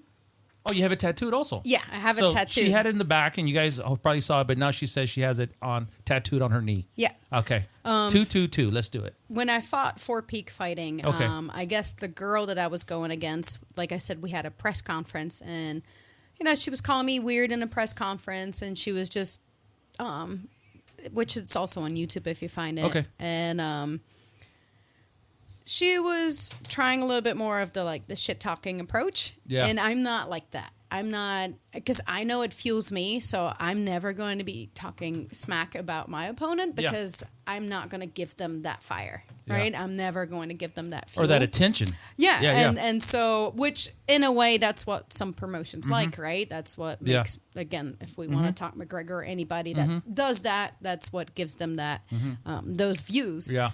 But for me, it's like, I'm not going to do that because I'm not going to give that to you. And she was doing it a little bit with me. And I was like, okay, I was just laughing it off. But then the 222 is considered an angel number. And my little sister came to visit me for the very first... Lisa came to visit... I know your name now. She came to visit me for the very first time since I moved to America. Okay. And here in California. And she actually went with me. This was in Arkansas. Okay. And she went with me, and she was in my corner. And I kept seeing 222 because she was talking about angel numbers. She was really into it at that time. I have 1111 tattooed as well. Okay. And is that a scripture? No, 1111 is also an angel number. Okay. And they all have different meanings. Okay. And the 222 meant like something big was coming. And I kept seeing it. And so she's like, that's your angel number. That's about this fight. And okay, let me stop. You said you kept seeing it. So everywhere you went, you saw 222. So like anytime I looked at the time, it was 222. You'd go to a restaurant, see the menu. I'm just giving you an example. Right? Yeah. What? Weird. Like you'll see the numbers everywhere. Oh, crap. You believe in all that stuff? And so I was like looking into it, and I was like, okay, maybe maybe she's on to something. Okay. And then for this fight, and I have a picture of it, and you'll see it in the actual fight if you watch it. Okay. I went for a kick, she went for a takedown, and I caught her and I cut her with my knee. So I basically busted her open. Yes. So then I got the 222 tattooed on the actual place that I cut her with. Really? Yeah. Wow. Do you keep a log of all this? No, I'm some sure type, like a diary or some type of journal. This is good information. You see what I'm saying? Especially like you said earlier, you want to create a legacy. With all due respect, we're not going to live forever. You see what I'm saying? Your son eventually is going to take over, or what I'm saying, maybe have something like that for him so he can read. That would be cool. I'm just giving you an idea. Yeah, I like it. And that's kind of what the tattoos are, like my little stories. But that's the angel number. Big things are happening, so that's kind of like what I consider my angel number. Yeah. And so. And what about 1111? 1111 was at the time what she kept seeing. It's not, according to her, not her angel number. Her angel number is 777. I forgot what that meant. But 1111. And so I got that for her. Actually. Got it. Yeah. Does he have the matching wing on the other side? Oh, no, it's just the feathers. Well, yeah, I wanted this to be a wing. And the artist, because of like fitting it in within the style, this is what he went with. Wow. And then I ended up getting this one because as a kid, I always dreamt of flying. Yeah. I kept having reoccurring the same dreams about flying, which apparently has a meaning as like that you were meant for bigger things. Yeah, yeah. I think so. That's sick, and that's just a remembrance. So every time you look at yourself, you do your hair, you see that. Yep. That is sick as hell. Now I see the barbed wire. Were you in prison? I'm just playing. My mom actually has barbed wire tattoo. Really? Yeah, my mom was in a motorcycle club when she was. Your mom's Pamela Anderson, right? Because she has that barbed wire. She could. Yeah. Back in the day, she has the big blonde hair, big blue eyes. Yeah, my mom was a bombshell. Big boobs, like bombshell Pamela Anderson. Sure. Yeah, cool, man. Well, thank you so much for telling me that story. I mean, I love stuff like this. I saw the 222. Now knowing that it means something, so. Maybe I'll start looking for my number. There you go. You see what I'm saying? Yeah, man. My number starts with $1 million, though. So million, no, it'll be 2 million, 3 million. Awesome. Well, again, thank you so much for letting me see your fights and explaining to me. Now, like I said earlier, I'm trying to see the fight through your eyes because I'm never going to be in that situation unless I have to defend my wife or something like that where I have to fight. So at least I have some type of skills, and I get that from Kim, the Killer Panda Peterson. Yeah, so she shows me how to fight. If you don't mind now, I would like to ask you some questions. Yeah. And then I also have some people wrote in. I posted a picture of you on social media and on YouTube saying I'm going to have Nadine on the show. Would you like to write in? And we had just to tell you, hold on, give me a second. We have a lot of questions. We have over 10 questions, so get ready for that. Yeah, so let me ask you some of the more personal questions for me, and then we'll get into subscriber questions, and we'll go into the rapid fire questions. Does that sound good? Cool, man. Now, earlier you had mentioned your son. If he decides to get into fighting, are you going to let him fight? Yeah. You are. Well, obviously, you're going to be a coach by that time. Mm-hmm. By the time he's 9 months, let's just say he starts fighting at, I'll just say 12. You see what I'm saying? You'll probably be retired by that time, but you'll be his coach. I hope so. Yeah, I hope so, right? No, Mommy, I don't want you training me. I want someone. I want Daddy to train me. You might. You never know. Yeah. We say that too. Like maybe he won't even like any of this. That's true. But if he says, Mommy, I want to start training, you said, okay, baby, let's do it. Yep. And this is how you're going to do it. Yep. Okay. And you can be the manager. Yeah. Oh, shit. Kind of, yeah, do a better job. No disrespect. No disrespect. Hell yeah. Have you ever struggled? And what I mean struggle, I mean, obviously, you get in the ring knowing your body's going to go through something, through a gauntlet. It's going to get injured. But have you ever said, you know what? I don't want to go in the ring or I don't want to go in the cage because I'm afraid. And obviously, you're not because you're still fighting. Yeah. Does that make sense? Is there a voice in your head saying, you know what? Here's a good example. You didn't. Your fight got canceled for next week or 2 weeks from now. Is it a sign? Is the angel saying, you know what? Don't be pissed off at him. It's a sign saying, you know what? Let's take this time off and let's focus on maybe other fights or let's focus on something else. Not to be superstitious here or anything. No, but I do believe that everything happens for a reason. Yeah, absolutely. I think you still have to make decisions for yourself. I don't think you should just be waiting around for things to happen. But in the end, things happen because yeah. So if I need a little bit more time, that's kind of the way that we looked at it. It was just kind of like, okay, well, this gives us more time to work on this part and this part, and I want to be ready for this person. Yeah. And so, and that's one of the reasons I asked you about when you went pro. Mm-hmm. Were you ready to go pro, or did your coach says, no, were you ready to go pro? Because honestly, once again, I'll give you an example. If Kim came to me and says, Ruben, we need you to go pro, and I'm not ready, I would have to tell Kim, I'm not ready. I don't want to go pro. I want to stay amateur. That's why I asked those, one of those life decision questions. You got that fork in the road. Pro, stay amateur. Bare knuckle, MMA. Fear of getting hurt or be at home safe with my children and watch TV and eat Cuban food. I don't know. No, I completely forgot.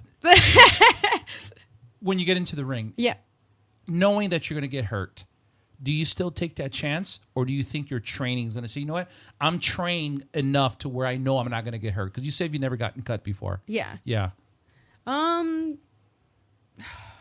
If I look at it like this right now, like everything happened for a reason, I'm not looking at it as in it might have been something bad, right? Yeah. And I know that most fighters say like, I'm scared. I'm scared, That's what I would say. Sorry for my language, but I'm scared shitless going out there. And I speak French too. I actually never had that. That's good. I'll have that in training. There's certain days that I'm like right before, sparring that I'm like, and I think now definitely more than in the beginning is like, okay, I don't know if I really want to be here today. Because you're at a different level now. Yeah. You see what I'm saying? No offense to your amateur career. It's practice. Yes. You see what I'm saying? Like when you fought Ashley Thiner, okay, it's practice. It's getting my numbers up. Yeah. But now that you're pro, you're at a different level. You're actually fighting to get into a better career. But I've never had fear of going in there. Yeah. I think or not because I was getting hurt, not to get hurt. I think fear to lose, fear to, let people down. That's the biggest fear that I've had. That's the biggest fear. That's the pressure. You're not just fighting for yourself. You're fighting for your coaches. You're fighting for your husband. You're fighting for your team. To your team. You see, you know what I'm saying? Like you said earlier when we were watching the last fight is, I didn't come here to lose.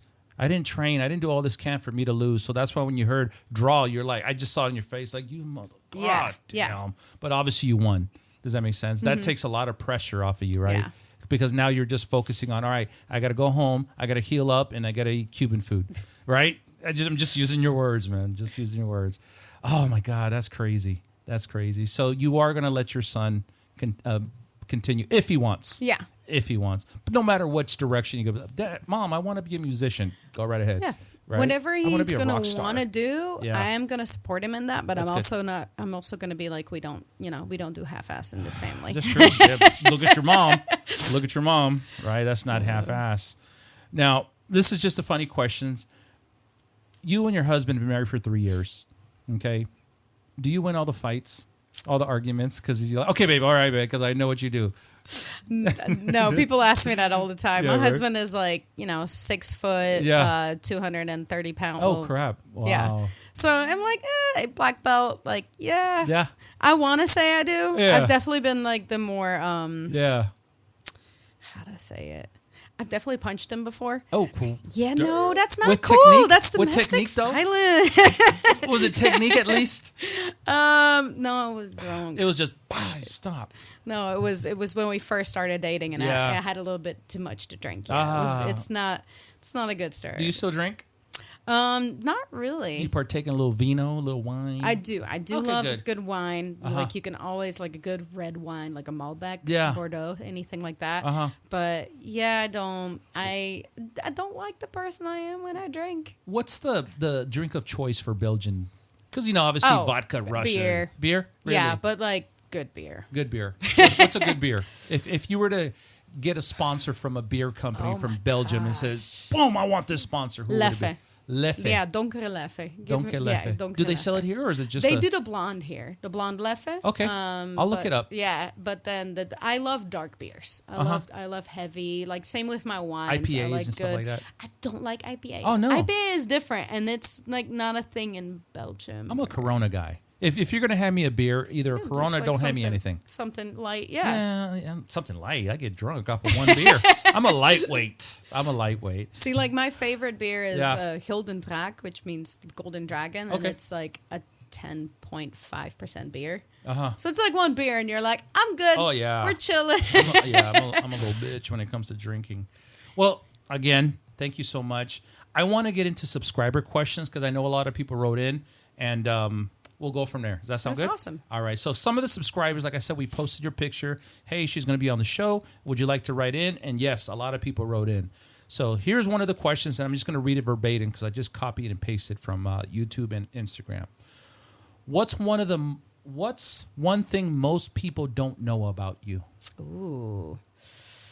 Most people don't. And if you like, are we talking like really personal? No, are we talking you don't have to like? I like eating peanut butter with bananas. Just something like that. I don't want you to get too personal. But something that like I snore. I don't know. That's what's just. I was in the newspaper as a child as one of the youngest stunt women on a horse. Really? Stunt girl, yeah. I rode horses my entire life, and I've done everything like from western to dressage, jumping, and I was rodeos. No, not rodeos. It's not really a thing where I was from in Belgium, but I did like stunting. Belgian rodeos. Yeah, we should start that, right? We should start that. Really? Yep. Cool. How old were you?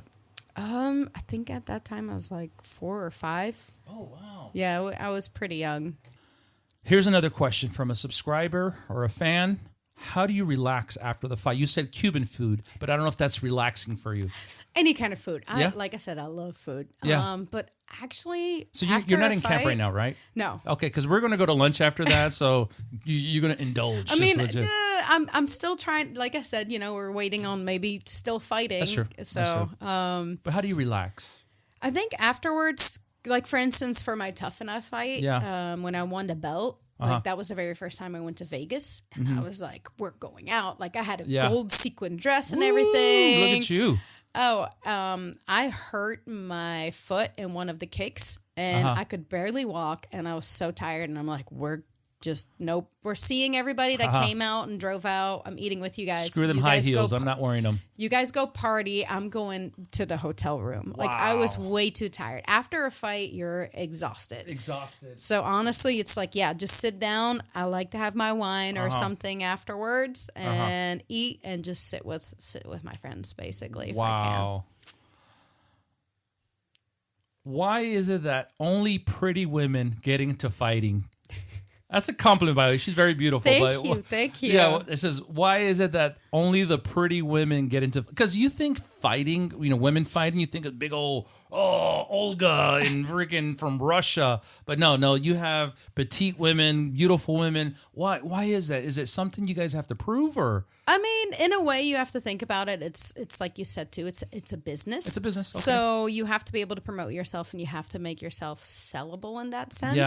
Yeah. So I think, one, that's why women will look at their appearance, right? Yeah. Like, I think every woman is beautiful in their own way, but we will dress ourselves up a little bit more. No, absolutely. And I think, on another hand, too, is like, proving to be more than just a face. Yeah. Right? Yeah. Like, hey, I can beat your ass if I want to. Especially if you come out with your Lobo, with your wolf. Oh my God, that looks so sexy. I know my wife's going to listen to this. She had the red stripe there. What was that, just lipstick or was it actual makeup? It was just lipstick. Yeah. I'll post a picture there. I was like, lines. Oh, hell yeah. I'm going to have her on the show. Hell yeah. No respect to your husband. All right. Let's see. Here's another question. What should fans understand about the sacrifice of being a fighter, a coach, a wife, and a mother? That's a lot of titles. Gosh. I mean, it's a lot of hats. It is. It's a lot of fur hats, right? Yes. The actual pressure that comes with it, I think the emotional part. Pressure, emotion. Right? Yep. Because as a mom, like, one, your hormones are all over the place. You're mentioning it too with my son, his future. This is me saying that now. Like, who knows that once they're older and they're like, I want to fight, and I see them get punched once, and I'm like, nope, this is not, like it's. What's that one saying that Mama Bear comes out? Yeah, Mama Bear comes out. I'll be like, no. Hell yeah. But I think one thing that people should know. Yeah. Is you're kind of spread thin. Yes. And you're doing the best with what you have and what you can do. And in the end, like, help is always appreciated, I think. Help. Your husband, probably his family. His family from San Diego? No, they're from New Hampshire. They're from New Hampshire. Yeah. Wow. Sponsors, your gym, your teammates. Your team becomes your family. Exactly. I was about to say that because that's your extended family. Because a lot of the fighters come, like Jeff Peterson, he's from Wisconsin. So his parents are back home. So he relies on his wife and his team members and people like us to help him. So I could understand that. Hell yeah. This might be a funny one. If you had to pick a legend to fight, who would it be and why? It could be UFC. It can be Bellator. If you were to say, okay, let me paraphrase. Male, female, doesn't matter. I don't care as long as you fight them. If they say that's your ticket to the UFC, you have to pick one of our pro fighters. Who would you fight? Ooh, Ronda Rousey. Now this is an ongoing joke. I have a crush on Gina Carano, by the way. Gina Carano, we need you on the show. This might sound weird, but the first name that pops up right now is Nate Diaz. You would fight Nate Diaz. Because I think we would just be smiling at each other. Oh, my I don't know why. I don't know why. Sure. He would beat the ever living. Like, Nate Diaz, I'm not saying I would pick that fight because I would win. I would absolutely would fight him just to fight. I think it would be such a fun part. Like, just saying I fought him. I was expecting Holly Holmes or I don't know why that's the name that popped up, but whatever. I'm like, look, Nate Diaz, like let's stock and slap each other a little bit. Nate Diaz, she's calling you out right there. Male and female MMA. Hell yeah. Ooh, damn, that was scary. Sorry. All right, let's see. Here's another question. If you weren't a fighter, what career would you be pursuing right now? Oh I know God. you did staffing in the past, but you're still training. Yeah. Yeah. And right now I'm a coach, and that's definitely something, a kids coach. Like No fighting at all. No fighting at all. So if you took that fork in the road years ago to say, let me pursue fighting, let me do this. My original plan was to become a teacher, a high school teacher, an English high school teacher in Belgium. And it was when I moved to America that I was like, I don't want to be a teacher here. Okay. And that's when I went for business management. And then in college, I kind of had that mindset of like, I want to make six figures. Yeah. I want to be I want to be a big shot one day. Got you. And that was the plan for, for that lifetime. I always say I've lived plenty lifetimes. I think if I would be somewhere right now, I would be, honestly, I would be wearing Louboutins right now because that is my goal in Driving life. a G-Wagon. I don't know about that one. Well, you know what I mean. I want the new Mustang. Ranger. You like that one? I know everybody says it's not a Mustang. I get it. Everybody, I like it. I don't know why. I like it. To each his As own. an electric vehicle. Oh, the electric one. Yeah, the one. The ugly one. I mean, the nice one. Oh, okay, cool. Hey, whatever. Yeah, I don't know. I say I would want fancy things, but I don't know. You earned them. You deserve them. Yeah. A lot of times you have to spoil yourself because someone else not going to spoil you. That's just one goal in life is the Louboutins. It's like I want to be able to have a pair but not feel guilty about it. They're overrated. They're It's overrated. just shoes, right? Yeah, they're You shoes. wear them At the end of the down. day, I know. You see what I'm saying? I don't care about material stuff as much as I. But if it thought makes I you would. feel good, you see what I'm saying? Do it. Flaunt it. That makes sense. Make sure you got a nice long black dress to go with those Louis Vuittons too, right? Yes. Hell yeah. Or that sequence dress you had in Vegas. There you right? go. That you never wore. I did. I wore it going out to eat. Oh. Yes, I wore it going out to eat with my friends in flats. But yes. Oh, okay, got you. All right, here's another question. I think I wore it. Maybe I didn't. Oh. Well, you said you were like, I'm going out. I'm staying here. Yeah. But you probably wore it before the fight, because not after the fight, because you weren't ready to. You were like, nah, I'm staying here. Yeah, I think. Well, after the fight, I went to the hotel room and showered and But then all of my friends and people that drove down from San Diego to Vegas or flew, they were all meeting me at the casino that we were at and to eat. Got it. All right, here's your next question. All right, if you can invent a new MMA rule, what would it be? And how would it change the sport? If you were to change, like say, for example, you're fighting, you're like, I wish we can do this. And they gave you, Nadine, go ahead and change that rule. What would it be? Well, they just changed the elbow rule. And I think that was a big thing for everybody that didn't really make sense in certain ways. Okay. I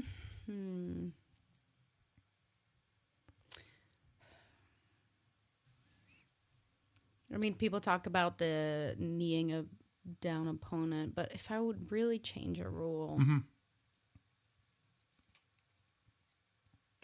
or invent a rule, then. Yeah, invent a rule. Yeah, invent something. Invent something.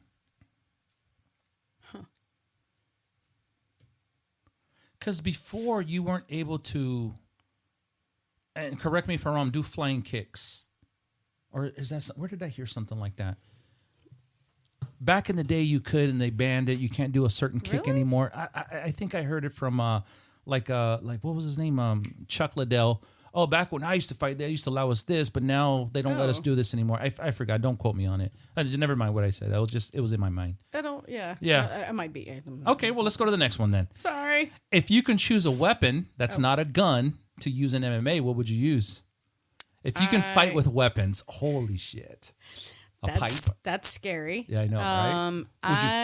What would you use? A butterfly knife. A Oh, damn. But then you're killing somebody, though. Well, that's why I was like, what kind of weapons are we talking about? Okay. I'm probably thinking maybe they were taking like a bat, a pipe. Okay, something like, you'll still kill somebody with that. I mean. Yeah, but that's, okay, done. You're bleeding. If I could choose a weapon. A weapon. That's not a gun. They put on there, not a gun. Yeah. What would you use? Not a gun. I think this is just a troll. You're just trolling you. I mean, I think it would be funny to do it with a pan. A pan, like a frying pan? Yeah, a skillet. Pan. Oh, no, a skillet. One of those hard, heavy-ass skillets. That would be sick. Hell yeah. Wow. Did you ever think, I think I said this already, did you ever think about the life, let me see. Do you ever think about what life after bare knuckle fighting would look like? And does that motivate you to fight harder? I don't know if that made sense. I mean, I know that I'm not going to fight for the rest of my life. I mean, fighting is, a short-term career in that sense. It's whatever you want to do afterwards. Yeah. So, yeah, I figured that whatever I'm doing when fighting now is building a legacy for afterwards. Yeah. Whether I'm going to be a great, my husband and I, we've always wanted to have our own gym, you know, and have our own career. And if I could be a coach and actually help people in this. Yeah. I know that I want to stay around martial arts. Really? Yes. It's my life. It's like you said, we do it on the weekend. We do it when we're off, when we're considered our downtime. Yeah. So if that's something that I'm going to be doing for the rest of my life, I'll be happy with it. Yeah. At least you have proof being a coach. You see what I'm saying? It's like the saying, never trust a skinny chef. Right? You want to trust a fat chef because he's tried everything. Yeah. He's eaten everything. That makes sense. So I can see that. Leading by example is a big thing. Thank you. That's a good way. Let's see. The pretty woman, I already asked you that one. Sorry, my glasses are... If you can use a weapon. What is your pre-fight meal? Like, how close to the fight are we talking? Let's say the day of. In the morning. In the morning, you wake up. Your fight is at 2, 3 o'clock that afternoon. We do big breakfast. But yeah, like I always have to have eggs. I try to stay away from bacon or anything too salty. But yeah, big and pancakes. Pancakes. But the biggest thing is for the carbs. Yes. Okay. The biggest thing is it became a thing. For my very first fight is homemade jelly. Okay. And so peach or I like berries, like wild berries or like triple berry. And so Jackie Jams, which has actually been a sponsor for most of my fights, they're here in San Diego. Okay. And I've been to their place where they make their own jams and everything. Yeah. They would always sponsor me, and I would take it with me. It is in my suitcase, no matter what state I've been. Yep. And the morning of, when I have my pancakes, I have that with that jelly or jam. And it looks like somebody texted us some answers. You know who it was, right? The lady next door. Okay, let's see. Ask. This is part of the subscriber questions. Are facial injuries after you fight aging? Are facial injuries after you fight combat aging? Meaning, does it make you older? I think it promotes stimulation in your blood cells. Regenerative? Yeah, there you go. I'm not really sure which one. I mean... If I think about some of the older fighters now, like I know there's a Dutch fighter, Marloes Koenen, and she fought in Invicta back in the day when it first started. Yeah. I mean, she looks great for her age. Yeah. So it may be. I mean, it may be. I'm going to have to ask my wife to punch me in the face. Maybe punch me right here. I'm on my collagen. Right here in the middle. There you go, right? You get the little... The angry, I got the angry one. Thinker's wrinkle or something like that. Oh, I call it the angry. They're angry, yeah. Asking because microneedling creates injuries in the skin, but punches it out. P.S. You look amazing. Okay, cool. Thank you. Yeah. Okay. Here's one more question. Does short hair feel better or more comfortable than braids when fighting? Yes. Really? Yes. Because you don't have to worry about it. I love it. I mean, I don't have to worry about it. Yeah. Even with braids, if they come undone or anything and it flies somewhere, or if you end up going to the ground, it gets stuck, something. No. Like short hair, I don't have anything to worry about. You're willing to cut your hair again? Yes. Really? Yeah. What color are you going? See, like you said, the blue. I really love the blue. Yeah. Because I mean, I've done pretty much most of the one too. I'm just gonna call her Fruit Loops. Fruit Loops. Yeah. I've had rainbow hair. I've had we did like an opal. Have you ever done Belgian colors? The flag? No. That could be funny, but they're so ugly colors. I mean, but still, it's not like you're gonna wear it to the prom or anything on a day. It's just for the fight. For the fight, yeah. Does it wash right off? Do you take it off right now? No, it's permanent coloring. You just let it wear out? Yep. Oh, wow. Until your next fight, you decide another color. Oh, my God. Well, that was it. I know it sounds like more, but those are the questions people wrote in. Now what I want to do, let's do some rapid fire, meaning one question answers, boom. All right? I'm horrible at that. Favorite fighter? Da.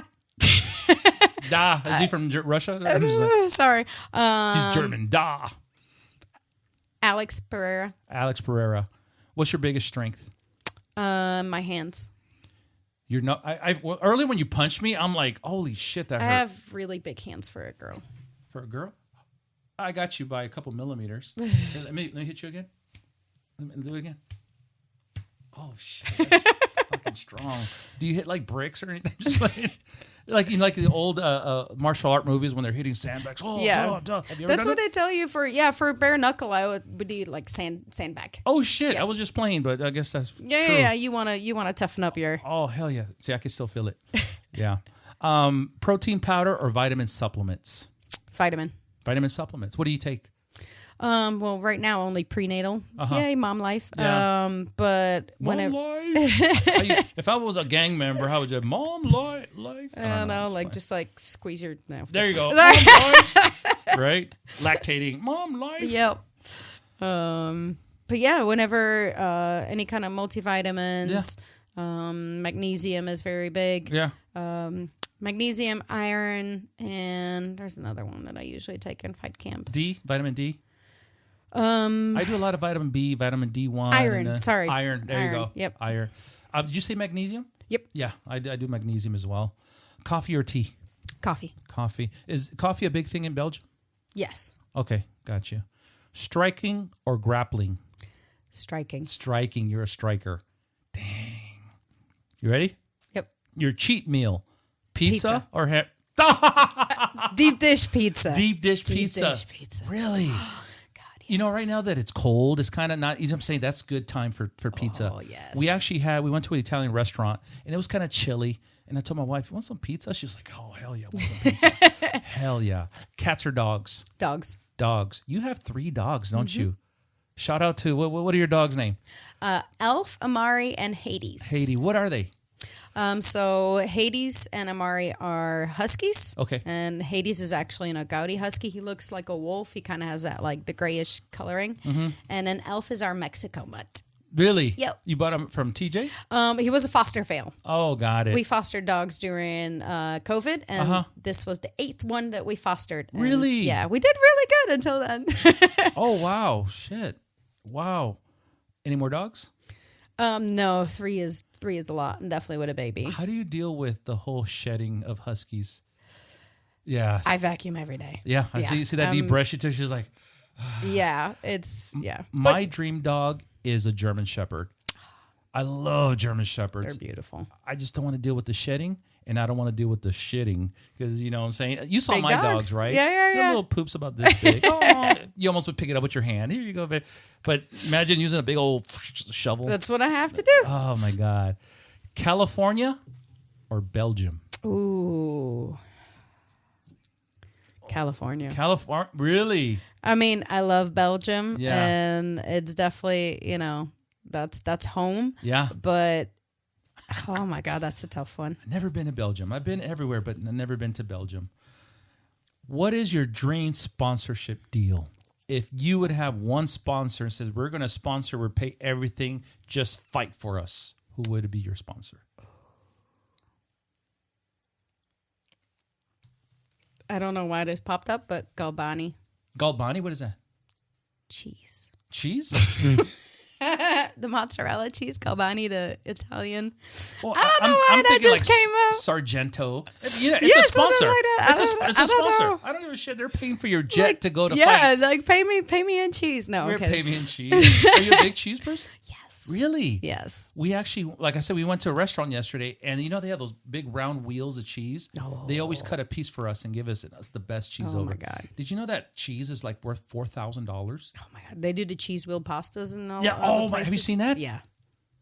They put. Oh, yeah. I would love just to smell it. I would love to taste it too. Oh my God. Yeah. No, I think like the more appropriate answer is probably Nike. Nike. Like something, you know, like I don't know if you're thinking about sport, but you asked it, and I'm just saying what comes up to my head, and I was like Galbani. My last fighter that was here, he said Bass Pro Shop. Okay, that makes sense. You see what I'm saying? Yeah. You know, I thought you were going to say something like Sephora or saying Ulta Beauty. Ulta Beauty, oh, Mac. Actually, and I have reached out to her about sponsorship. Okay. Fenty Beauty. Fenty Beauty. Rihanna. Yeah. Call her. Riri, Let's come do get it. your girl. Let's do it. All right, here we go. Padres or Dodgers? Padres? You like the Padres? You're not a sports person. I don't really care. I always say that because of the whole World Series. Well, there goes my other question. Chargers or San Diego Chargers or LA Chargers? Well, that's just, everybody hates the LA Chargers now. Yeah. So I'm going to go with the crowd on that one. Hell yeah. And the last question, actually second to last. What hurts more? A leg kick or stepping on a Lego? Stepping on a Lego. Right? Yep. Yeah. You know why? Because you're not expecting. You're walking, you're going to the kitchen, you're going to the bathroom. Oh, shit. At least a leg kick, you can see it coming or you can block it, right? Or even if you get it, it's like, we can take a few of those. There you go. Stepping on a Lego, you're like, mother, At 2 o'clock in the morning because you got to go pee? Oh, man. So better tell your son to pick up his toys after because mama's going to be pissed. Yeah. Remember to watch this video too, by the way. And the last question that I ask everybody, if you had to fight a Ninja Turtle, who would it be and why? I don't know if you know the Ninja Turtles. Yeah, which one is the one that likes pizza the most? All Donatello? Of them like pizza. Yeah, they all like pizza. But Michelangelo. Michelangelo is the one. Okay, so Michelangelo we're good with. Raphael's the smart one. No. You got Donatello, Raphael, Michelangelo, Leonardo. Which turtle would I fight? So you're definitely not fighting Michelangelo because he likes pizza. Yeah. Okay, I respect that. That's the homeboy. Supposedly Raphael is like the toughest. He's like the best fighter out of all the Ninja Well, then we're fighting him. Raphael. There you go. Boom, you heard it right here. Raphael. Nadine, thank you so much. Thank you. I appreciate all your time. But we're not done yet. Like always, what I like to do, and also, by the way, guys, this is our first year anniversary on the show. A year ago today, when this video is posted, I actually had Kim the Killer Panda Peterson. Toast? Yeah, let's do a toast. Toast, guys, to Mouth Guard Out. The first. Congratulations. Thank you so much. The first interview, it was a female, Kim Killer Panda, Kimber. And now 1 year, same thing here. So now I have a bare-knuckle MMA fighter. Thank you so much. Maybe that's my angel number or my angel sign. Yep. That the show's going to be good. But again, let's do one more toast. Thank you so much. Cheers. Boom. Thank you. Now, like always, you're not leaving here empty-handed. What I like to do, let me check the cameras real quick. Once again, you're not going to leave here empty-handed. But what I like to do is I like giving all my guests a gift. Oh, so the first gift that I give, and you guys, we talked about earlier, I was in the Marine Corps, and as much as I wish I can give you your Louis Vuitton shoes, right? Because first and foremost, I don't know what size she is. Red bottoms. Yeah, red bottoms. What I like to do is I like to give all the fighters that come on here a piece of me from the military. These are the golden dog tags that I give everybody. That's awesome. So it's a little bit about me, and if you read the inscription. Hosted by who? The Tailor. That's me. You know how I got that? That is awesome. That's not my fighting name, but because the way I dress, everywhere I go, it's like, man, you should be a tailor. You should be a tailor. It's like, I like that name, The Tailor. The Tailor. You see what I'm saying? That, yeah. Because when I start fighting, I'm going to be measuring up. It's like an assassin name. There you go. Yeah. So that's for you, and you got one more gift. Now, every beautiful woman that comes here, I don't know if you smell the candle. This is my favorite candle in the world. It's from a company called Le Labo. Oh. That makes sense. So very bougie candle. I have bougie Molo. perfume. Yes, ma'am. So what I did, if you guys don't mind, I actually got you the same. Oh, that's awesome! Absolutely. Thank so this is you. from Le Labo. Hold on, Le Labo sponsor the show. You know we need sponsors, but check it out. And if you don't mind pulling it out, it's actually personalized. Oh, really? Yeah. So you can just throw that on the ground. Just throw it on the ground. Pick it up later. I just don't want No, that's fine. And then. So if you look... Nadine too much, Mandiau. Yeah. So not only is it on the box, it's actually imprinted on the actual label. Are you serious? So that's awesome. Use it, if you want to just have it. But thank you so much. No, thank you. Once again, little things that I can do for all the fighters, so I appreciate it. Now, if you don't mind, since I gave you a gift, I need you to give me a gift too. And if you don't mind, I need you to sign the table. And you can actually see, mostly a lot of people that you know are already on here, but sign whatever you want. When you get a chance, just put the date and the month. Okay. And then we'll go from there. Look at that. So it's official. She was here. Now, do you write too much with 2 or the number 2? I used to do the 2, and then now I started doing the number 2. It's just quicker for... It's faster, right? Too much. Mandiau? Yep, Mandiau. I said it right, Mandiau. Mandiau. Okay, and then it is January 2025. 2025. There it is. It's official, guys. So once I sell this table for $3 million, I'm going on vacation. No, I'm just playing. No, what I always say this. What I want to do is once this table's full, I want to put it on the Valiant wall. Oh, that's awesome. That'd be sick, huh? To have all the fighters. So, and the last thing I do with all the fighters, I face off. Face off? Yeah. So this is my third time facing off with the lady. But that's okay because I know she can kick my ass anyway. So what I'm going to do, I'm going to move the candle really quick. And this is how we do it. We just look at each other for 3 minutes. And then 3 minutes. Hold damn, that's a long ass time. For 3 seconds. And then we'll turn the camera 3 seconds. And that's what I'm going to use for the thumbnail. Does that sound good? So if you want, let's move over here. You can move the camera over. The mic over. Mic over. Oh, and if you want to just go down and just look right there. So let's get our right there. And then here we go. Ready? 3 seconds. 1, 2, 3, and then look in the camera. 1, let me get up a little bit so I look taller than you.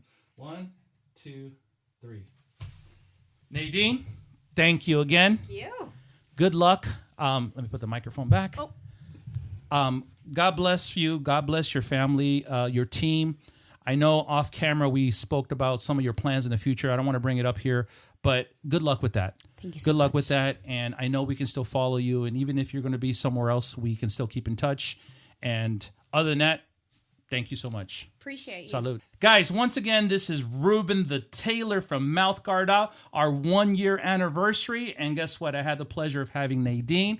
Your last name one more time. Mandiau. Mandiau. It's Nadine Mandiau. Nadine Mandiau. Guys, we'll see you on the next episode. Peace.